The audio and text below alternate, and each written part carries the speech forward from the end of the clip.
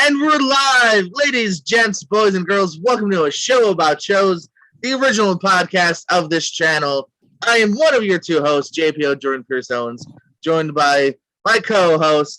It's episode 94. He's here for a little bit longer. It's the spoiler-free zone. That's McAllister, everybody. Howdy, everybody. That's all I got. And we got a special guest here today as we count down our most anticipated films of 2021. Some big reviews this week as well. Maybe some Oscar bait. We'll find out. The one, the only. You see it on the hat. Mesa Media's Steve Mesa. Yes, sir. Yes, sir. Yes, sir. It's the four-time show about trivia champion up in this mother. I'm, saving it. Yeah, this is a PG show, so I'm bleeping myself out as much as I can. But I appreciate. I saw the invite. I saw that somebody needed me to come to the rescue and save this sinking ship. That is. I'm just kidding. Absolutely, no. I agree wholeheartedly, Steve. I'm ready to talk movies with every one of you guys. So let's get started, man. Let's see what we got up there. All right. I'd like to welcome back Steve. Thank you for showing. I was going to welcome back Steve, but I don't know if I can anymore. Well, I took it back. I took it back. I didn't. Ladies and gentlemen, Steve's. Is it how many times on this show? Second. Might be my third time. Yes. Third and final appearance by Steve Mesa. But don't forget. Hey, Steve, 3 strikes and you're out, right? Am I right? Steve, we're looking for a host to the first review of the night. We're going to start off with Spider-Man: No Way Home. Peter Parker is unmasked and no longer able to separate his normal life from high stakes of being a superhero. When he asks for help from Doctor Strange, the stakes become even more dangerous, forcing him to discover what it truly means to be Spider-Man. This stars Tom Holland, Benedict Cumberbatch, Zendaya, Marissa Tomei, Jacob Batalon, Alfred Molina, Jamie Foxx, Tony Revolori, and Willem Dafoe. All right, Dutch, well, what did you think? But actually, let's go with our guest, Steve. Tell us a little bit about the new Spidey flick. This is easily top 3 Spider-Man movies. If I were to rank them, I'd give Spider-Verse my number 1 spot. My number 2 spot going to Spider-Man 2, and this belonging in the 3rd spot, overtaking the first Spider-Man movie, I believe. Yeah, man. I mean, it has everything that a Spider-Man fan will want to go into it, without spoiling anything. I mean, you see the pictures right there. You see Doc Ock making his glorious return. You mentioned Willem Dafoe making an appearance. He's obviously going to be, or will he be Norman Osborn? We don't know. It's I don't know if what trailer you're showing, but yeah, man. We won't give no spoilers here.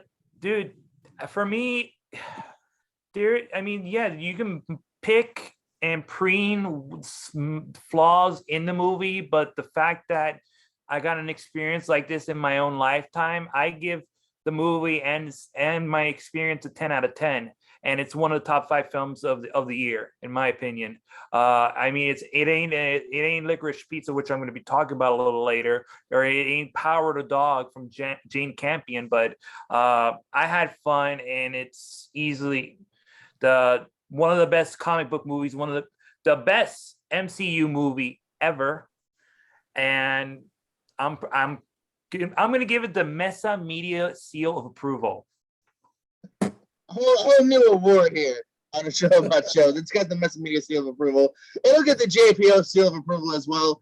It's a lot of fun, man. You get your main trio back. You're him, Jacob Batalon, and of course Zendaya. I enjoyed their stuff together here. Some good stuff between Aunt May and Happy Hogan going on as well. Yeah, and you know what? And obviously not to give spoilers away, I was pleasantly surprised with the amount that the villains are in. They're not like kind of quick one scene and done. I was kind of worried about that. They do have a little bit more going on with that. And yeah, it's a fun ride. I don't know if I'm on the high train of greatest Marvel movie ever, simply because I want time. I need some time. I need a second viewing. Give me some time away from it to really mull it over, because I do feel sometimes people ride the high of the new toy. But this new toy is a lot of fun. I know many people that have seen multiple viewings. I'm going to see some family during the holidays. It sounds like it's going to be my brother's 4th viewing, my 2nd, And I'm not surprised to hear that here. This movie has tugged a lot of heartstrings. Me and Dutch had talked about that earlier, that maybe some tears were shed at certain moments. Won't get into it, but you might shed a tear or two. Be ready, especially if you're attached to this character in these movies. So yeah, a lot of fun here. Dutch, why do you give it 1 star? Well, because there's a kid called Tom Holland in it. No, And he made Tom Chaos Holland- Walking, and we don't like that movie. Yeah, screw you, Tom Holland. No, I'll be honest. This is Tom Holland at his best. To me, I think he's finally encapsulated. I know we've seen bits and pieces of what Spider-Man is, but now we have the full Spider-Man. I am so excited for this film. When I got in there, the people were buzzing about it. Then whenever it starts playing, there's some surprises that take place. But emotionally, this one, I think out of all the Marvel films, this one actually got me more emotional than most. There's a couple scenes that I had to ding it just a little bit, but I enjoyed it thoroughly. I'm not saying that there wasn't any flaws, but you could overlook some of those as well. Cumberbatch as Doctor Strange reprisals reprise of the part of Doctor Strange. Unbelievable still. I still love the character. He's one that I've always loved as a kid. And to see other things that are progressing in the future, I'm as psyched and I'm ready to see the next development of the Doctor Strange character. But as for this film, it's well worth watching. Go out, see it. There's too many spoilers.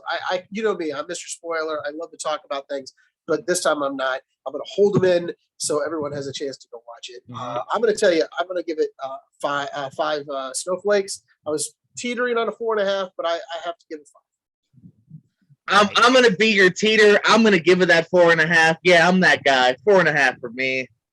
No, I can see where you can give it that 4. I was very, very close, but upon thinking about it, digesting everything that took place, I could overlook one problem that I hated about the whole thing. I've got a couple certain reveals, certain different things, the way it's shot. Like, there's little things there. Yeah, but again, the character portrayal of Spider-Man, unbelievable. Again, by Tom Holland. But I think we now have that next stage of growth for the character that's more depth, and I love it. And I liked how they got to that point.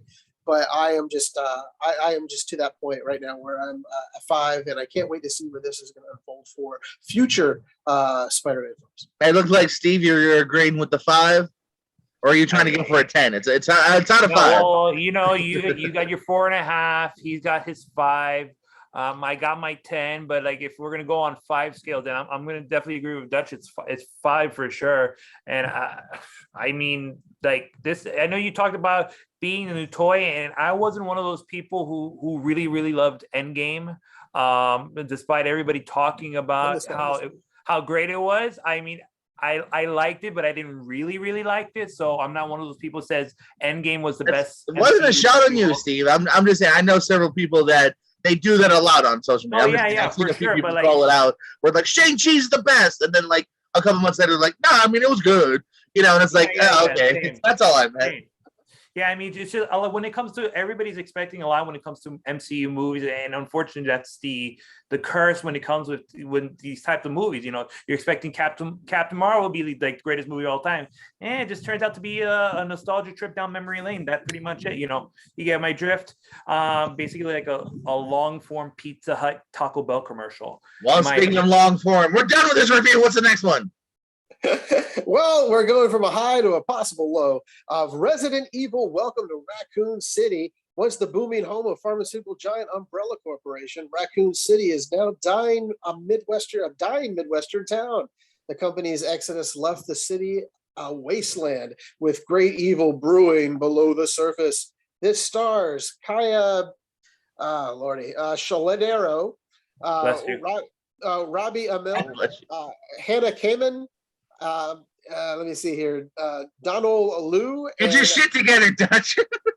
Donald Logue, man. Respect Donald Logue's name. I don't wanna. And Neil McDonough. 1 out of 5 is not bad. You got Robbie Amell. I've practiced, okay? That's the best I could do. But let me just say, can I just jump in on this one? Or do you Please, want to jump in yeah, first? you please feel free to Go talk ahead, first. jump in. Okay, well, if you love watching Resident Evil cut videos from the game, what I'm talking about. You have your action, and then you have your predetermined videos of segments within the game. I basically is what you're seeing in this film. There's not one time I can say that I felt fear for any of these characters. There's everyone's lovable character, that they've come across, that across all the video game scores. And to me, I never felt like anybody was really much in danger of losing their lives. I just find it one of the most disappointing Resident Evils. I thought they were going to go a little more of a story take, but to me, this film was just a bunch of cut segments of parts of the game, in which it did not draw me in at all. The only thing that you and I talked about is, I believe it was Neil McDonald, being so holier than thou that he won't sleep with a woman, but he'll massacre a whole city, and because he's, I'm not knocking his Catholicism, whatever that is called, Catholic ability, because I'm a Catholic. But the point is, the film was thin from the beginning, and it kept getting thinner and stretched thinner to the point where no weight could hold it. What do you think about this one here? My only disagreement is that what you last said, that I gotta flip that. It's so thin. This first half sucks. It drags. A lot of the CGI doesn't hold up at first. Later on, some of the stuff is okay. But yeah, that first half, it's a slog to get through here. This is maybe, I had some hopes. I don't hate any of the Resident Evils. I've seen them all, actually. Don't love any of them either. This still might be the worst here. You don't have one solid character either to get behind. They kind of throw a few of them at you, and you're not against any of them, but you're not really for any of them either. The way they decided to plot this thing, it's just whatever. The Neil McDonough character and just the whole thing in general, I just thought it was kind of a slug to get through. It finally wraps, it kind of heats up a little bit towards that middle and end, enough to where I feel like you get kind of what you come in for. But yeah, it's a tough flick to get through. It's not one I would rewatch. I'd probably rewatch 3 of the other ones before I'd have to rewatch this one again. So yeah, this is kind of a slug. Well, let me just, one thing is, I love the original of the other 7 or 8 they have of the, I think 7. Resident Evil films. I love them. They're my guilty pleasure. I can't help that. This, unfortunately, will never become a guilty pleasure. It's just they should be just guilty of even making this film. That is how bad this feels for me. Hopefully, I think there's a series coming on Netflix, a television series, I believe I heard. Maybe that'll be better. But I can't guarantee that'll happen. I'm going to just tell you what I have. I have 1.5, I think, just because they tried, but 1.5 begrudgingly. I would give this Welcome to Raccoon City Resident Evil. I was almost at a 2 to be nice, because I like Donald Luge, but even he's not good in this. 1.5.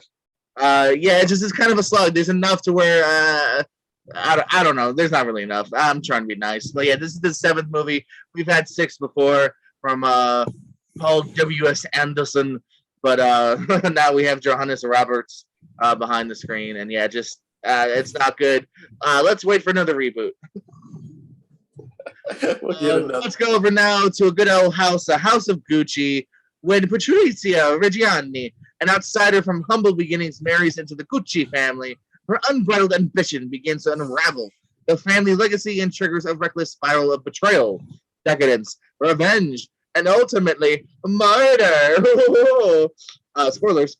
This stars Adam Driver, Lady Gaga, Jared Leto, Al Pacino, Jeremy Irons, and Salma Hayek.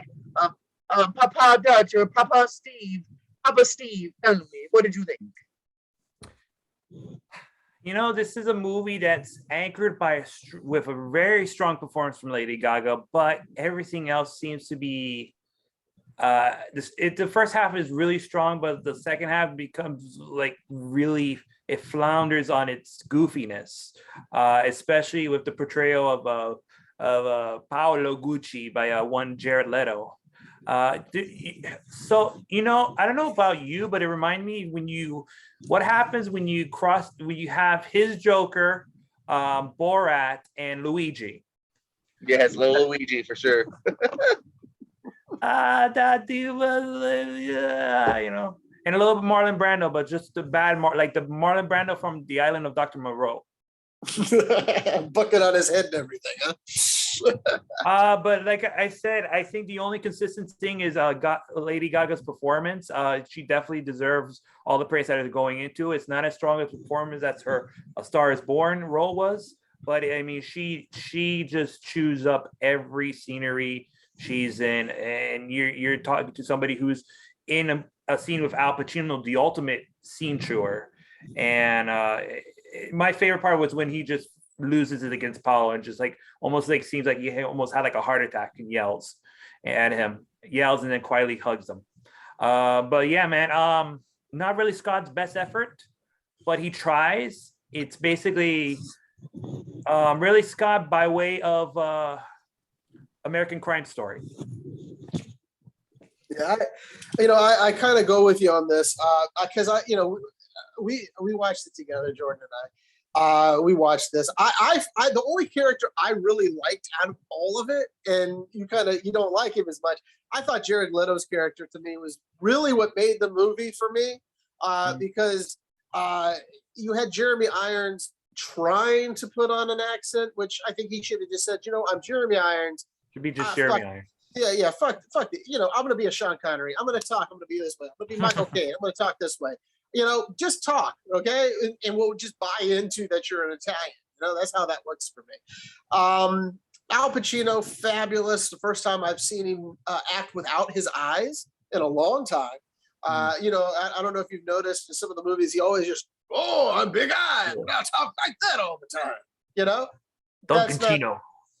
Yeah, absolutely. So it kind of, but he did put on a strong performance. So I wouldn't surprise anybody having a little bit of thoughts with him for probably best supporting. But Lady Gaga did perform very well. I thought she was very good. Not as strong as you said with A Star Is Born. She was there. She did what she could. Again, I agree. The film plotted in the second half. I think it could have been trimmed by at least a good 20, 30 minutes. To make it more tight. But I love Jared Leto in this film. I just smile when I think of Jared Leto. The prosthetics, everything about it worked so well for him. I loved him in that pink suit we saw in the preview. This is my creation. And I just loved it. I mean, he definitely I always say this for sure. Like, despite the way it came off, it was a good performance. I mean, he showed. I mean, despite all the makeup, he actually showed through his performance, unlike Joker, where he basically just showed copying of other people. Honestly, this was his better performance compared to the other one he got acclaimed for The Little Things. A much better performance, and it's quite memorable, especially with the latter. His performance in the latter half was great, especially in the scene where he finds out what has been done to him. That scene leading up to that confrontation, that's the one that if he gets nominated for an Oscar, that's the scene that they should show. And the scene where they're doing the signing of the contract as well. Oh, that was a powerful scene. So good. But, so Jordan, where you stand on this? Because we got some decent reviews so far. Are you going to plug it along with us? I agree with what Steve said. This, like I said, it was the opposite of my Resident Evil review. I liked the first half of this. I liked where they were going, the way Driver and her meet. I enjoyed the story, the build up to it. You mentioned Irons. I don't know. I'm never really too much of a stickler for or against an accent. Irons, I thought was really great. Pacino surprised me, as you said. He knows when to not overdo it in this one, and then when to kind of go that extra level. So I thought Pacino actually. It sounds weird to say surprised by Pacino, but like you were saying, like this is one that he knew when to be more restrained, and he really kind of charms and steals the scenes as well. It has its tonal problems. The Leto thing, I'm always on the fence. It's a very look at me performance in a movie that not everyone else is doing that. So it is a weird balance that they're trying to create, and they don't totally pull off. It could be tighter. You do feel the runtime. So yeah, there's enough in this to recommend, not enough to glow about it. Yeah. Yeah. I'm going to go out there and I'm just going to give you, I gave it 3.5 snowflakes. It's watchable. It's very entertaining. It's just like you say, Ridley just couldn't know when to stop the film when he should have. Where do you put it, Steve? I'm going to give it a 7 out of 10. Just, it's the equivalent of, your 3. No. Yes, you're on our show. Do it out of 5. Yes. All right. It's 3.5 according to out of 5. But it's He's gonna go on Ebert and Roper and go, I gave it 2 pinkies up. When you're on our show, you rate it our way. I give it 5 maple leaves because I'm Canadian. There you go. I did 3.5 cafecitos. There you go. 3.5 cafecitos. Okay. I'm gonna be the hard ass again and not give it that extra half. I'm giving it an even 3. It was enough to give you props for the performances, but not enough to where I feel like I could go any higher. Mm-hmm. Fair enough.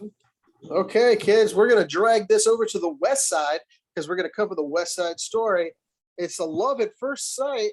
Sight strikes when young Tony spots Maria at a high school dance in 1957 New York City. Their budding romance, I just changed that word all of a sudden. Budding romance helps to fuel the fire between the warring Jets and the Sharks, 2 rival gangs vying for control of the streets. Talk about butchering names, saddle up. Ansel Elgort, Rachel Zegler, Ariana DeBose, Mike Feist, David Alvarez, Brian D'Arcy, James and Rita Moreno. Yes, Moreno. So there you go. I did my best. Marina? I think that was better. Yeah, she played Anna in the original West Side Story. No, she did not. She played the store owner, which was, I think I went and watched this. I was blown away, to be honest with you. I went in. I've watched West Side Story. I don't know if anybody has a part of this. I've seen it on stage, and I've seen it in the on film from the early days of musical. And this one just blew me away. I mean, literally, I was watching this film, and there was a scene between where Rachel Zegler, who plays Maria, and she just belts out a song. I don't know which one it was. It was her first song. And I am all of a sudden, my eyes are wet because it's such a beautiful sound that's coming from these pipes. Steven Spielberg strikes a chord from the old days of doing these type of musical settings and features, and the way that they're set and the way they're shot is beautifully done.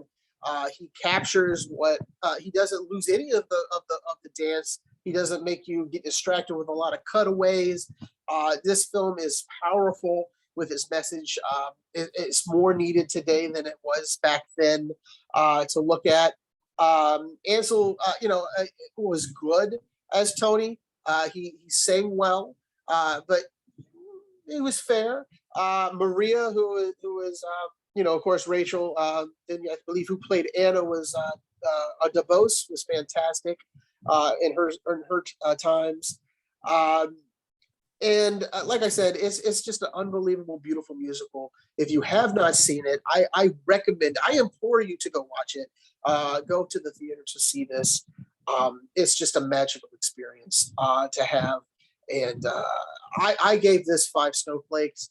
I see a lot of Oscar noms for this, and I would not be surprised if Rita Moreno does not get it for or at least get nom for Best Supporting Actress. And maybe Arena DeBose, Rachel Zegler should be a shoe-in for at least a shot at Best Actress. It is just a powerful film. It is beautifully done, well shot, well lit, everything about it flawless in my opinion. So go out and watch it, West Side Story.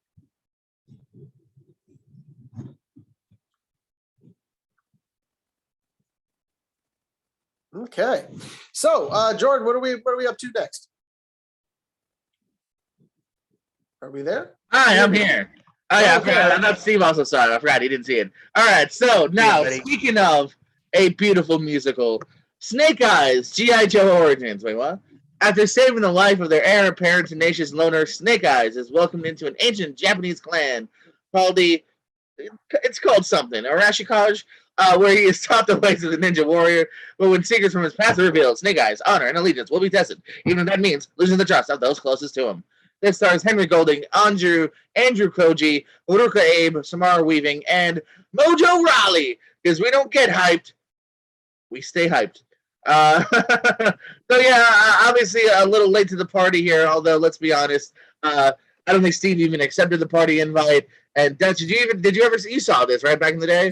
Yeah, I saw this back in the day, and I can tell you what I had after you tell me what you have, because I want to see if we compare. I think after seeing this, I think between this and Wolverine Origins, let's stop the Origins title. Maybe it's just bad mojo. I've always felt to a degree Snake Eyes is a great character in an ensemble. He's not a character that's ever stood out to me as give me a whole backstory, give me more.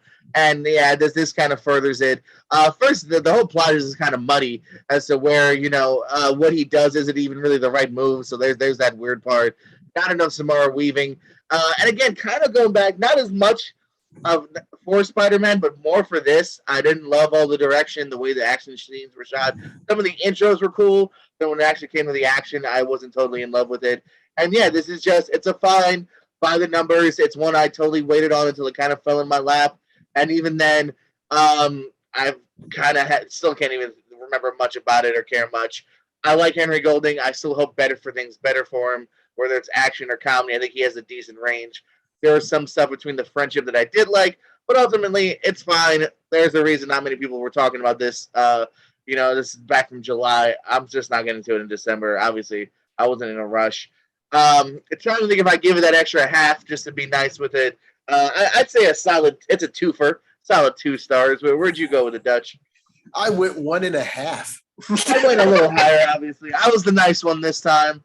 Like I said, there's enough to where I think 2 stars was just under the recommendation category was enough for me. Well, the only reason why I gave it a 1.5 is one, I love Snake Eyes from the comics. I loved him from the cartoons. I used to have a lot of Snake Eyes figures. And to see this Henry Golding playing the way he played him, I can't blame him for it. I have to blame the script and the way it was shot. It was just an awful film. So unfortunately, Henry Golding, I think he's been in 2 films that I have not liked lately. So we'll see how that goes. What else did you like? Hold on. What else did you not like? I can't remember. What was the last one that he was in that I was watching? I can't remember. I don't know. I just can't remember off the top. But I'll come up with it later. Okay. The next film we're going to talk about, Steve has seen this along with myself. We're not together, but we have both seen this. It's Belfast or Belfast. It all depends on how you say it real quick. But it's a semi-autobiographical film which chronicles the life of a working-class family and their young son's childhood during the tumult of the 1960s in the Northern Ireland capital, which we call the Troubles. So this stars Jude Hill, Jamie Dornan, Katrina Balfe, Kieran Hines, and Judi Dench. So if you respect on that dame, buddy. Well, I don't want to call her a dame, but she's a doll in my book. So Steve, she lost the dame with cats. Yeah, they took it back. But no, we all love her as a gentleman cat.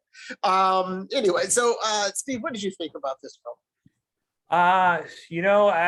I'm not as in love as every critic in the United States is with this movie. But I got so it's one of those movies that it's just garnering for Oscar, but it's rewarded with how Kenneth Branagh directs this movie, because he definitely this is probably, I haven't seen a lot of his directorial movies, but this might be his strongest directorial movie in a long time. I think he directed Hamlet, but I haven't even seen that. But yeah, man, this is director. This is straight director. They're great directional choices. Like the cinematography is the best. It's one of the. I think it's one of the best cinematography I've seen this year because I love how all the shots are framed. Whether it's in the cinema house or on the streets of Belfast, I just love the cinematography and I fell in love with it and how there's a different way in how each shot is framed differently, and it's like cookie cutter paste, just like some certain big budget action blockbuster movies are. But in terms of the acting, great ensemble. You mentioned, Ciarán Hinds, Judi Dench, Jude Hill, but I think major props goes to Jamie Dornan. He delivered probably the strongest performance. His performance in this movie, along with which I find his better performance in Barb and Star, goes to Vista Del Mar. I mean, should earn him a supporting best actor, and it's not for Belfast. It should be for Barb and Star. But that's a whole different story. But he's been outshining the 50 Shades of Grey franchise ever since he left it, and I'm looking forward to his next set of movies because with Barb and Star and Belfast, he's really showing that he has some variety in him. He has the great shots, whether it's belting up a musical number or just crying, bawling his eyes out. Yeah, man, Jamie Dornan's no joke, man. I mean, he's really good, and it's a really good movie. It's a really great movie, and I'm gonna personally give it 4 stars, 4 out of 5 stars. Well, let me tell you. I went to watch this film. I was tickled pink as I watched it. It made me feel fantastic. It brought me back to the time when I went to Ireland, but I was told I couldn't go to Belfast at that time due to the fact there were some issues. We all know what those issues were, because this film highlights the beginning of those troubles back in '69 to early '70. And I thought that Bell, what was his name? Jude Bell, right? Jude Hill. Right? I'm sorry, Jude Hill. Yes, I apologize. Unbelievably young actor who held his own with Hines and Dench, and was able to shine throughout the film. Jamie Dornan, unbelievable in his portrayal for the concerned father. Even Balf, as the mom was just, she was as powerful as she could be. She was a stubborn woman, it seems, because she didn't want to leave during that period. But I found this a charming film. You're right. I think it's pandering to the judges, to say, look at me, please look at us. And it was a fantastic movie, shot well. It was so beautiful. But I still enjoyed every ounce of it. I still remember it. And you know what? I don't know. Maybe I felt after seeing Snake Eyes and the likes of Resident Evil, I have fallen in love with the cinema again. And this is a 5 snowflake film as well. And I just loved what I saw, and it was paced perfectly. I mean, it's an hour and a half. If you don't have an hour and a half for a beautifully done film, then I don't know what to say with you. Get away, Jordan. Get away. Anyway, but yeah, that's what we're thinking. So I gave it 5. You gave it what, 4.5? I believe you said, or 4? 4 out of 5. 4 out of 5. So it was well worth watching. Jordan, what's your hold up with this film? Black and white, and I never even knew what it was about. I saw Belfast, and I just figured it was foreign with subtitles. But if it gets nominated, I'll watch it, because I too wanted to shout out Jamie Dornan. I think him and Robert Pattinson got shit for their breakout roles in crappy movies, and they are crappy movies. They both have definitely proven they're really good actors. I like Dornan a lot, actually. He's proven several times since that he's got the stuff. So isn't he in the Netflix film The Bodyguard, or the series? Wasn't it? What I have no idea what you're talking about. Yeah. Anyway, so anywho, let's move on. We are going over to Netflix, though. We're going to talk about the unforgivable A woman is released from prison after serving a sentence for a violent crime and re-enters a society that refuses to forgive her past. This stars Sandra Bullock, Vincent D'Onofrio, Viola Davis, John Berthel, and Will Holland. Did you see this, Dutch? I did not. I thought it was out in the theater somewhere, so I never got around to watching it. I didn't know it was on Netflix. There's too much stuff on Netflix. There's what? Okay, there's too much stuff everywhere. But yeah, this is that's another big cast movie here for the flick, starring Bird Box's Sandra Bullock, and it's not as good as Bird Box.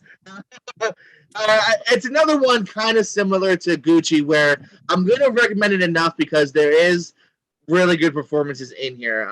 Bullock's really good. I really enjoyed Vincent D'Onofrio. I'm on a D'Onofrio high because he's popped up like 3 times in the last week for me, and they've all been different kind of performances here. Here he owns the house that Bullock used to own, and he's just kind of a good guy, kind of like, looking out for her. His wife is Viola Davis, who, that's one of the things about this movie is they try to shove a lot in to this 2-hour movie. They kind of try shoving in a relationship with John Bernthal, and there's stuff with her parolee. And then there's people from her past that they don't forgive her. Oh, and there's D'Onofrio. Oh, and there's Davis. Oh, and there's the couple now with the little girl. Oh, and there's this little girl. There's a lot, and a lot of it doesn't necessarily come to fruition. There's not enough given to enough. Like, Berthal's character, I don't really know where that kind of ended. It just kind of ends at one point. I don't mean necessarily ends, but like for us, it ends as far as like, oh, okay, I guess they're whatever. And Davis the entire time I was watching, I'm like, there's a reason Davis signed on to this movie. For an hour and a half, she doesn't really do much. And then finally at the end, there's like one yelling monologue where I'm like, that's why she signed up.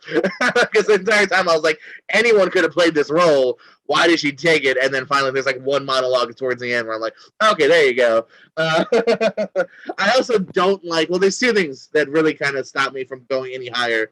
I'm going to go. 1, spoilers, you can forgive her.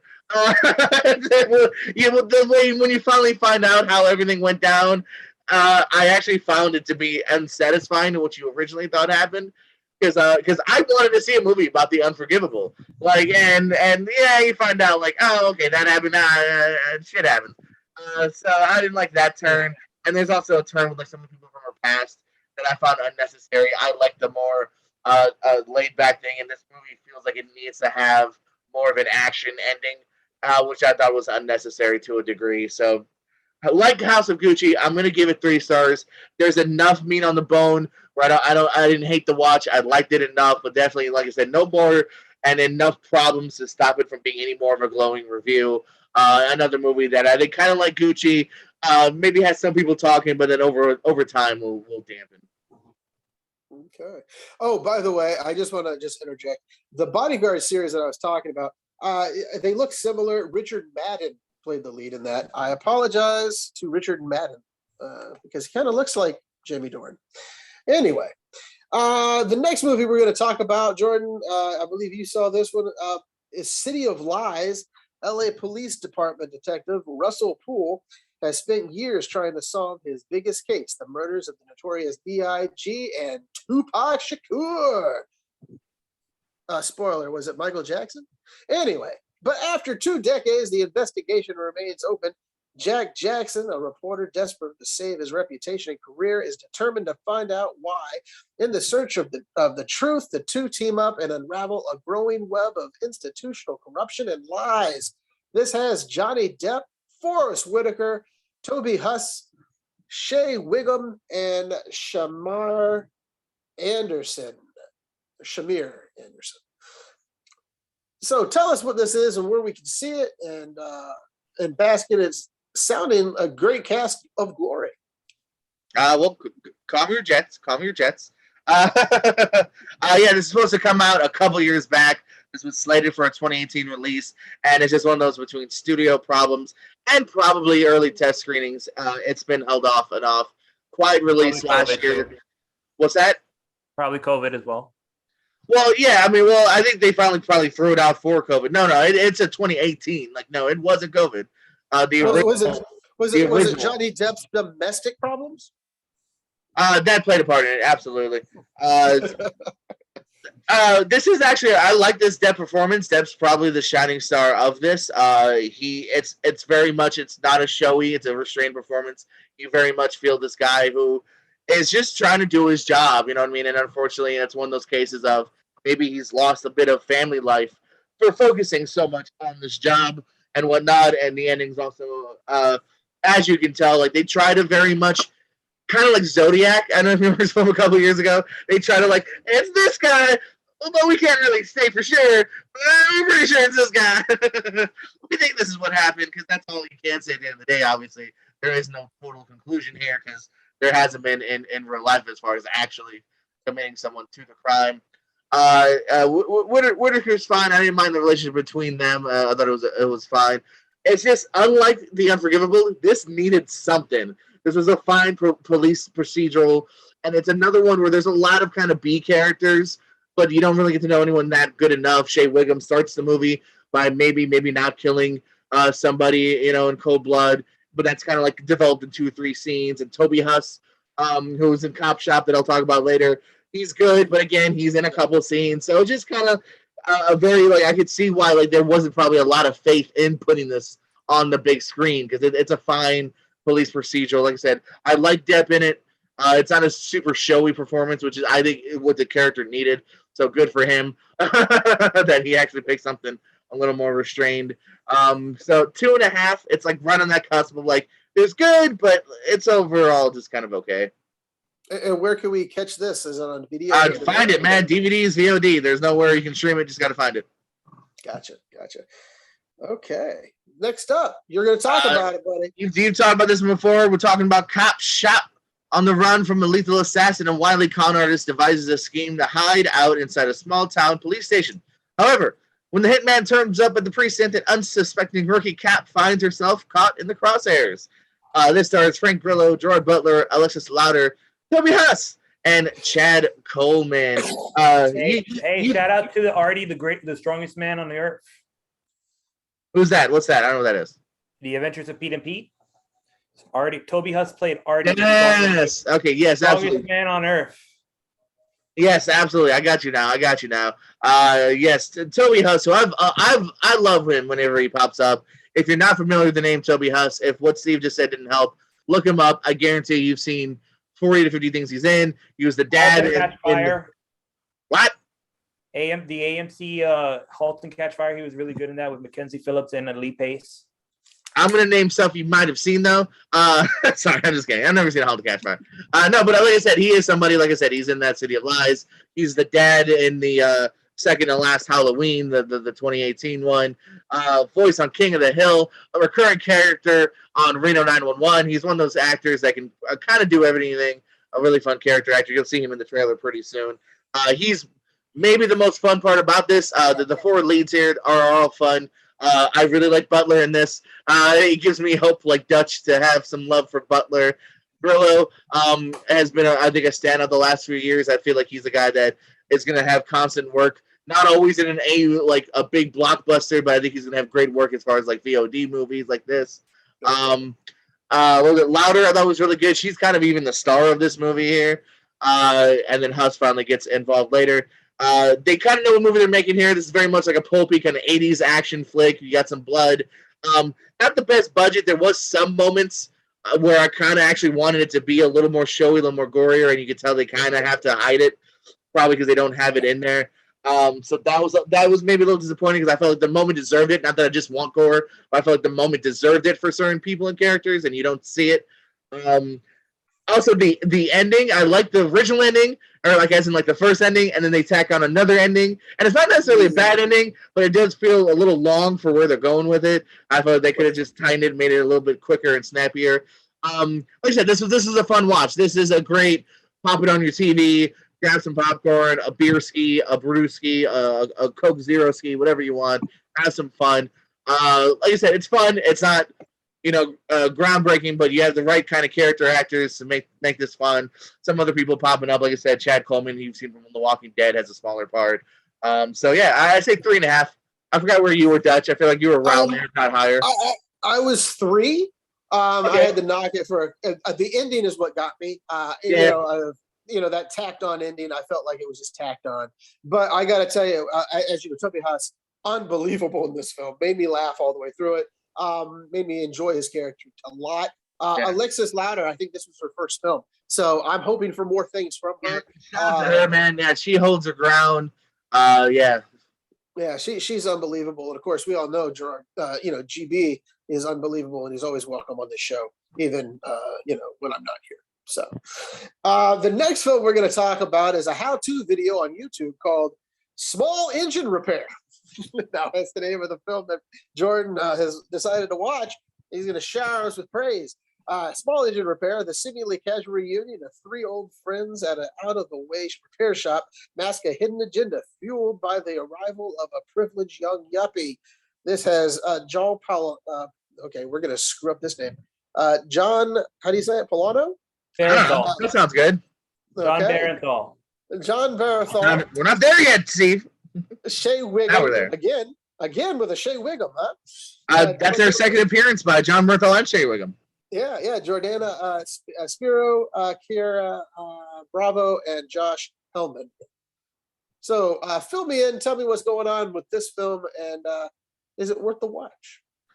Yes. I'll give ahead again, like a small but decent recommendation to this one as well. I kind of got a little more excited by hearing John Bernthal on Hot Ones, a great hot wing show. And he had talked about, I think maybe this was a smaller play at one point, and you could see because the one thing I got to say, if you do see the trailer, which is in front of us, it does show some of the more dramatic, more action violent moments.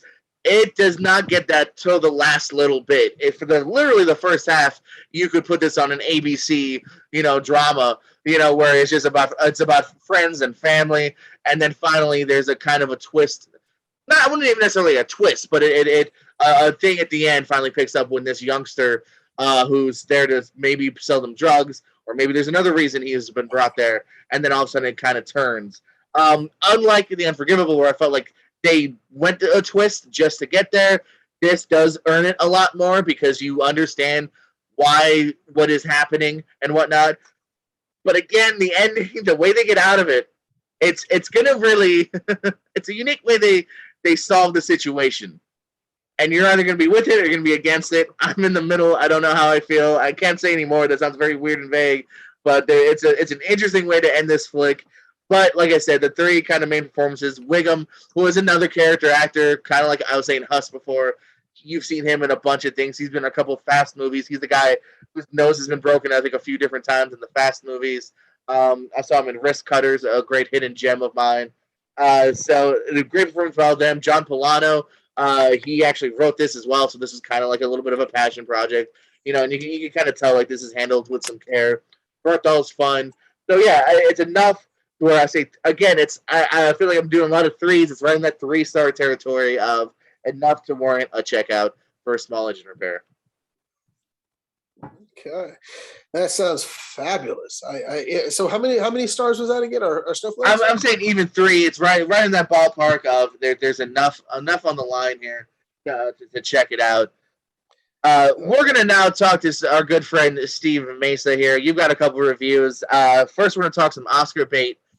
Rumble. In a world where monster wrestling is a global sport and monsters are superstar athletes, teenager Winnie seeks to follow in her father's footsteps by coaching a lovable underdog monster into a champion.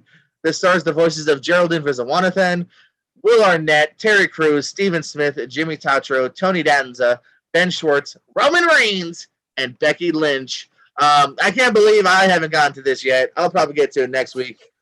Give us a quick review of Rumble. Shame. The one wrestling fan besides me has not seen this child. We're all wrestling fans here. Dutch is a wrestling fan. I'm a wrestling fan. I just don't show it. I mean, it's a nice little. It's poppy. It has a lot of colors. There's monsters. If you like wrestling and you want to see some monsters like literally lay the smackdown on each other, definitely don't see SmackDown. Hey, I'll say this: this movie is a lot better than what the current product's giving us.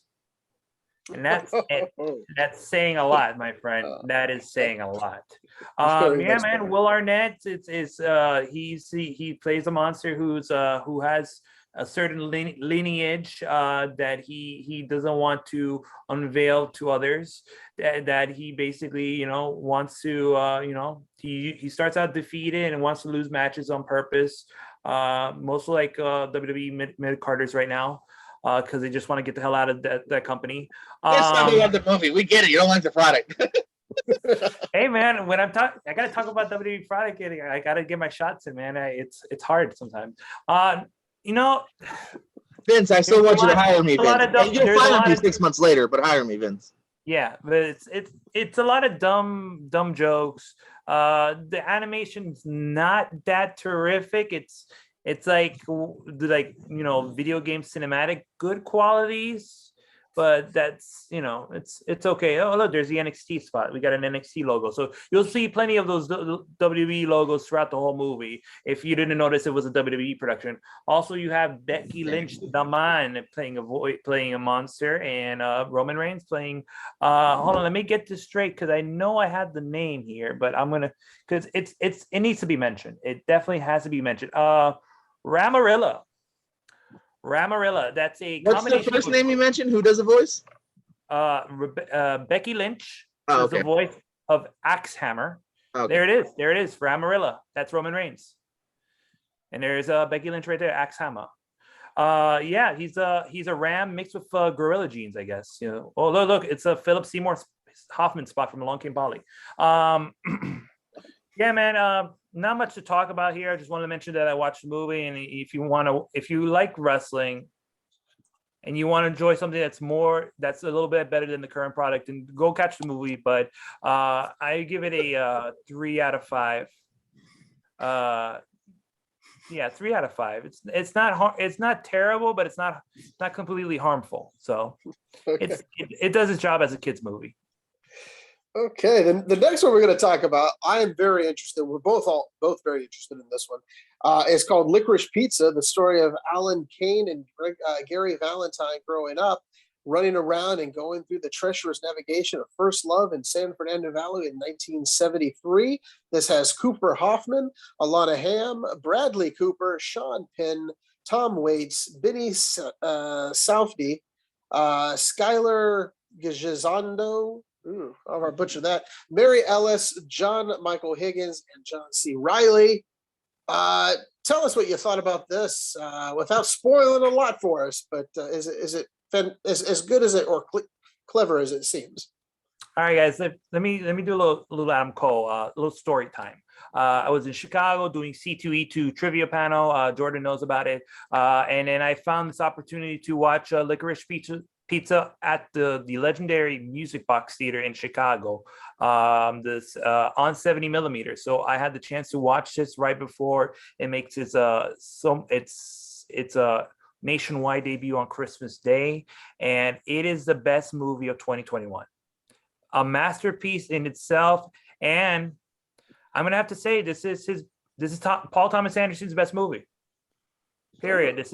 And I really like a lot of his movies. I've seen the last movie I gave like 5 out of the last 2 movies I gave that were 5 out of 5 for me was Phantom Thread and There Will Be Blood, and Licorice Pizza tops both of them in my opinion. And we mentioned the cast, so this Bradley Cooper, we'll start from Bradley Cooper. Bradley Cooper basically plays John Peters, who's a hairdresser turned legendary hairdresser turned Hollywood producer who married Barbara Streisand, and basically he's not a good guy in this movie, even though according to reports he's actually a very good guy. And Paul Thomas Anderson asked, "Hey, can I have you in the movie?"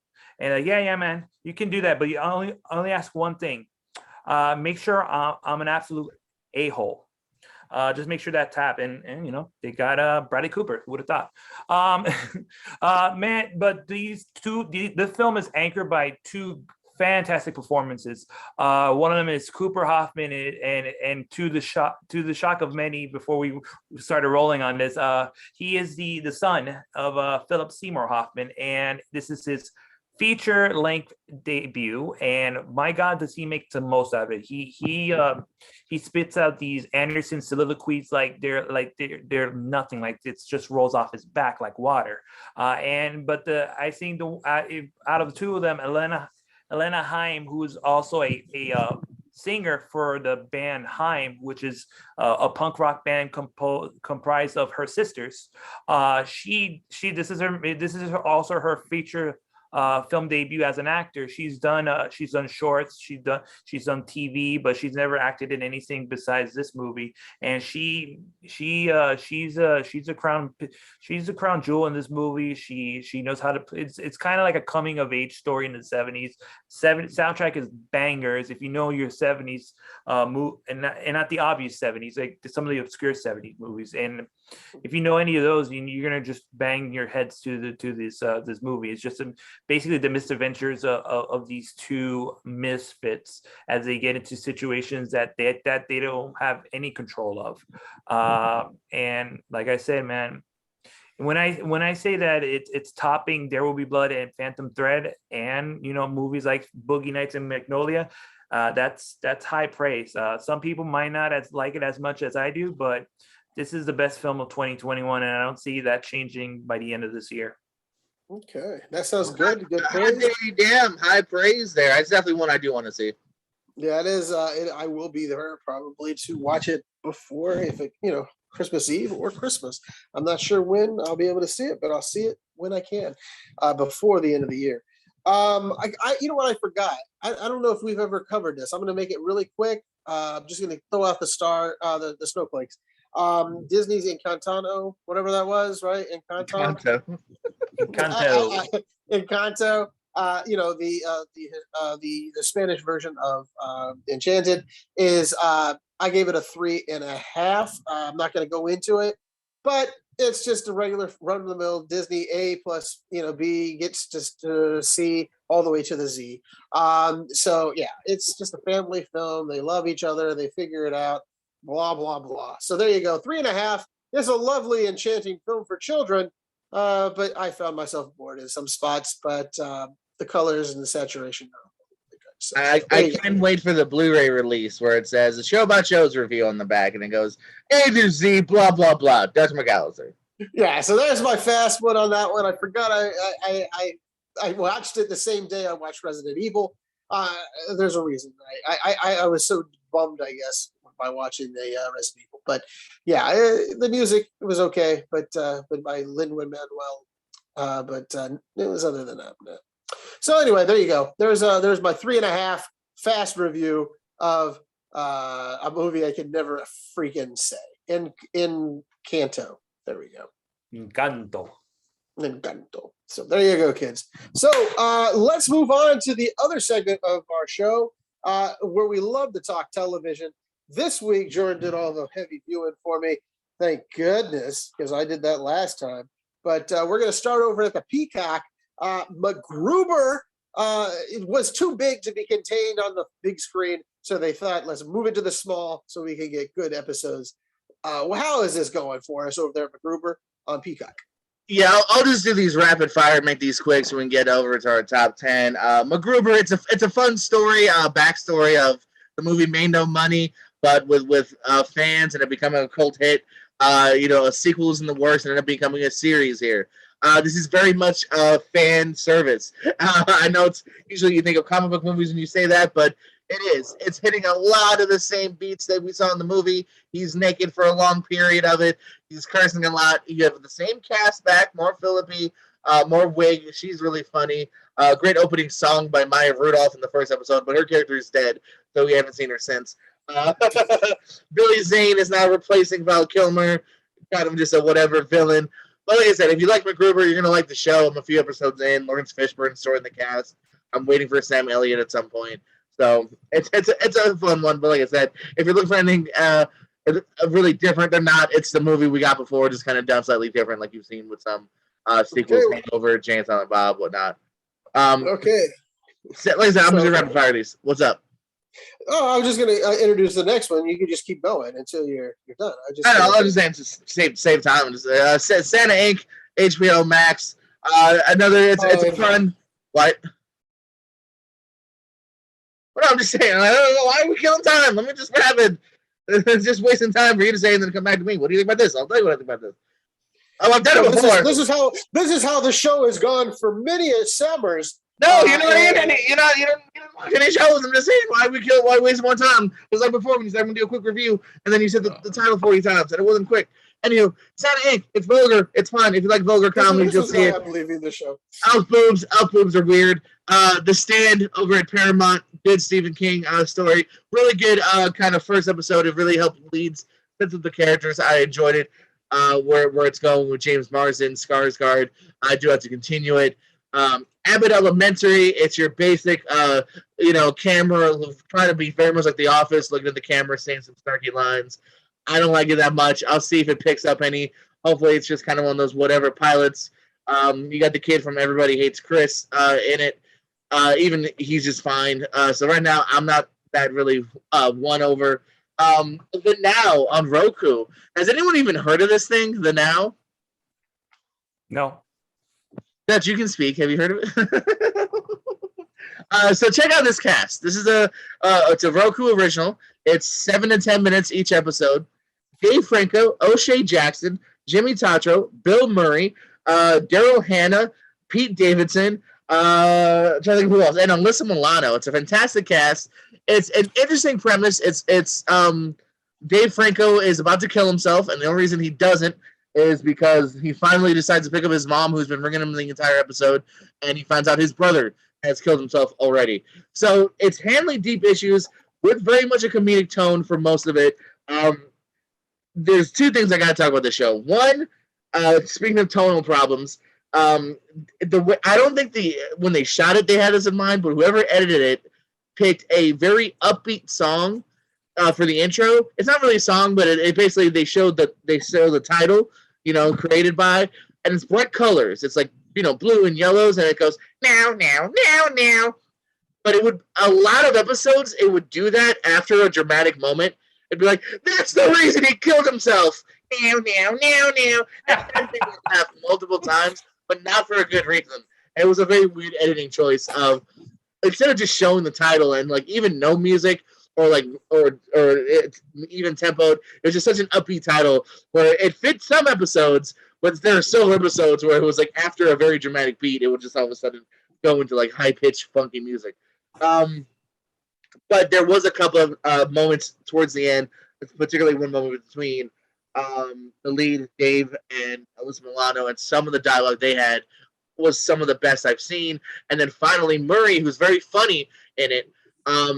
Murray and Franco have one fantastic scene towards the end as well. So this is a recommendation by me for The Now.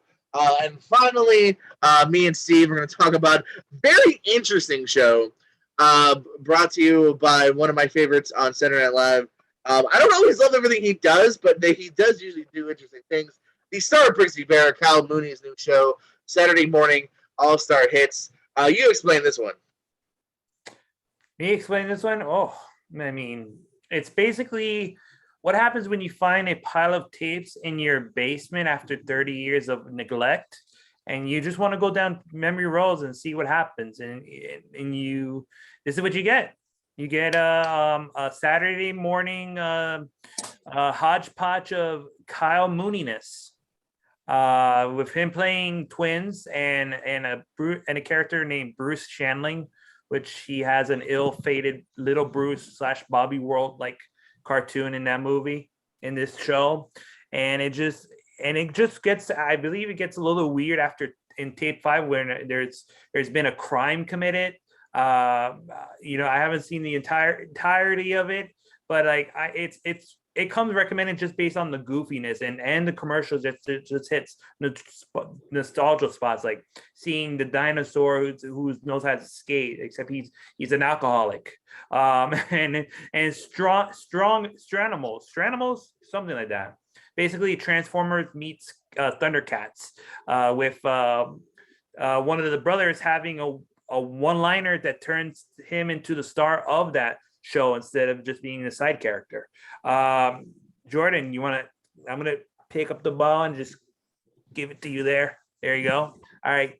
No, you set it up pretty good here, man. It's a unique, weird one. Sometimes I feel like the bits actually do go on a little too long. The drunk dinosaur, I felt, I don't know, could have been maybe a little shorter to get to some other stuff, but it's definitely unique. It's not one I too haven't finished it. It's not one I could sit for a long time. But again, if you want, it's weird. It's offbeat sometimes. You don't necessarily know where it's going. Some good voice cast. Paul Rudd pops up. In charge of like, the glittery. Emma Stone pops up as well. Who does? Emma Stone. Oh yeah, no, I'm not surprised. He's got some good people in front of the camera as well as voicing as well. So it's a unique one. Like I said, I'd give it a shot. See if you can get into it for Saturday morning All-Star hits. Yeah, I mean, it also helps that it's executive produced by Lorne Michaels as well. So yeah, which is cool that he does that. Well, Dutch, do you know what time it is? What? I'm allowed to talk now? Okay. It's the top 10 list of 2022 most anticipated films. Yes, 2022, kids. The 2021 is not over yet, but we're jumping next year because there's a few movies we may be Jones in the sea. So, who wants to start it off? Go for our guest, man. We'll go clockwise. Steve, Dutch, me. Steve, lead off. What is your honorable mentions and then your number 10? All right. So with my honorable mentions, I'm gonna go with 5 different titles with very interesting. Some of them have very interesting premises. So my top 5 honorable mentions, not being my top 5 out of 10 that we should mention. Just running this joke into the ground, no matter what. So my honorable mentions are Halloween Ends. The Flash, Turning Red, this very unique movie from the guy who made Swiss Army Man, Everything Everywhere All at Once, starring Michelle Yeoh, Jamie Lee Curtis, and Lee Hai Kwan, aka Short Round from the Goonies, from Indiana Jones and all that, and The Flash. Oh, and the Unbearable Weight of Massive Talent, starring Nicolas Cage as Nicolas Cage. That was number 10. My number 10 is a movie that had its trailer debut either yesterday or today, The Northman. This is directed by Robert Eggers, who brought you the Weird, The Witch, and The Lighthouse. And he's basically going from weird horror niche movies to making his own Viking Odyssey, starring Alexander Skarsgård, Anya Taylor-Joy, Willem Dafoe, Nicole Kidman, and one of my favorites, who's I don't think hasn't made a movie since Dancer in the Dark, Bjork. Bjork is in the movie. It makes sense for her to be in it because it's telling the tale of her people, and definitely it's going to add an interesting wrinkle to this movie. There she is. She has the beads in her eyes. That's Bjork. Of course. Why does she not have beads in her eyes? That totally makes sense. Yeah, man. I mean, this looks like a strong movie that I'm looking forward to. For me, Robert Eggers has really kind of hit not home runs, but singles, doubles. Not a home run yet. Maybe this could be the home run. This could be the triple. You never know. But yeah, man, I'm looking forward to this one. The Northman, coming out April 22nd, 2022.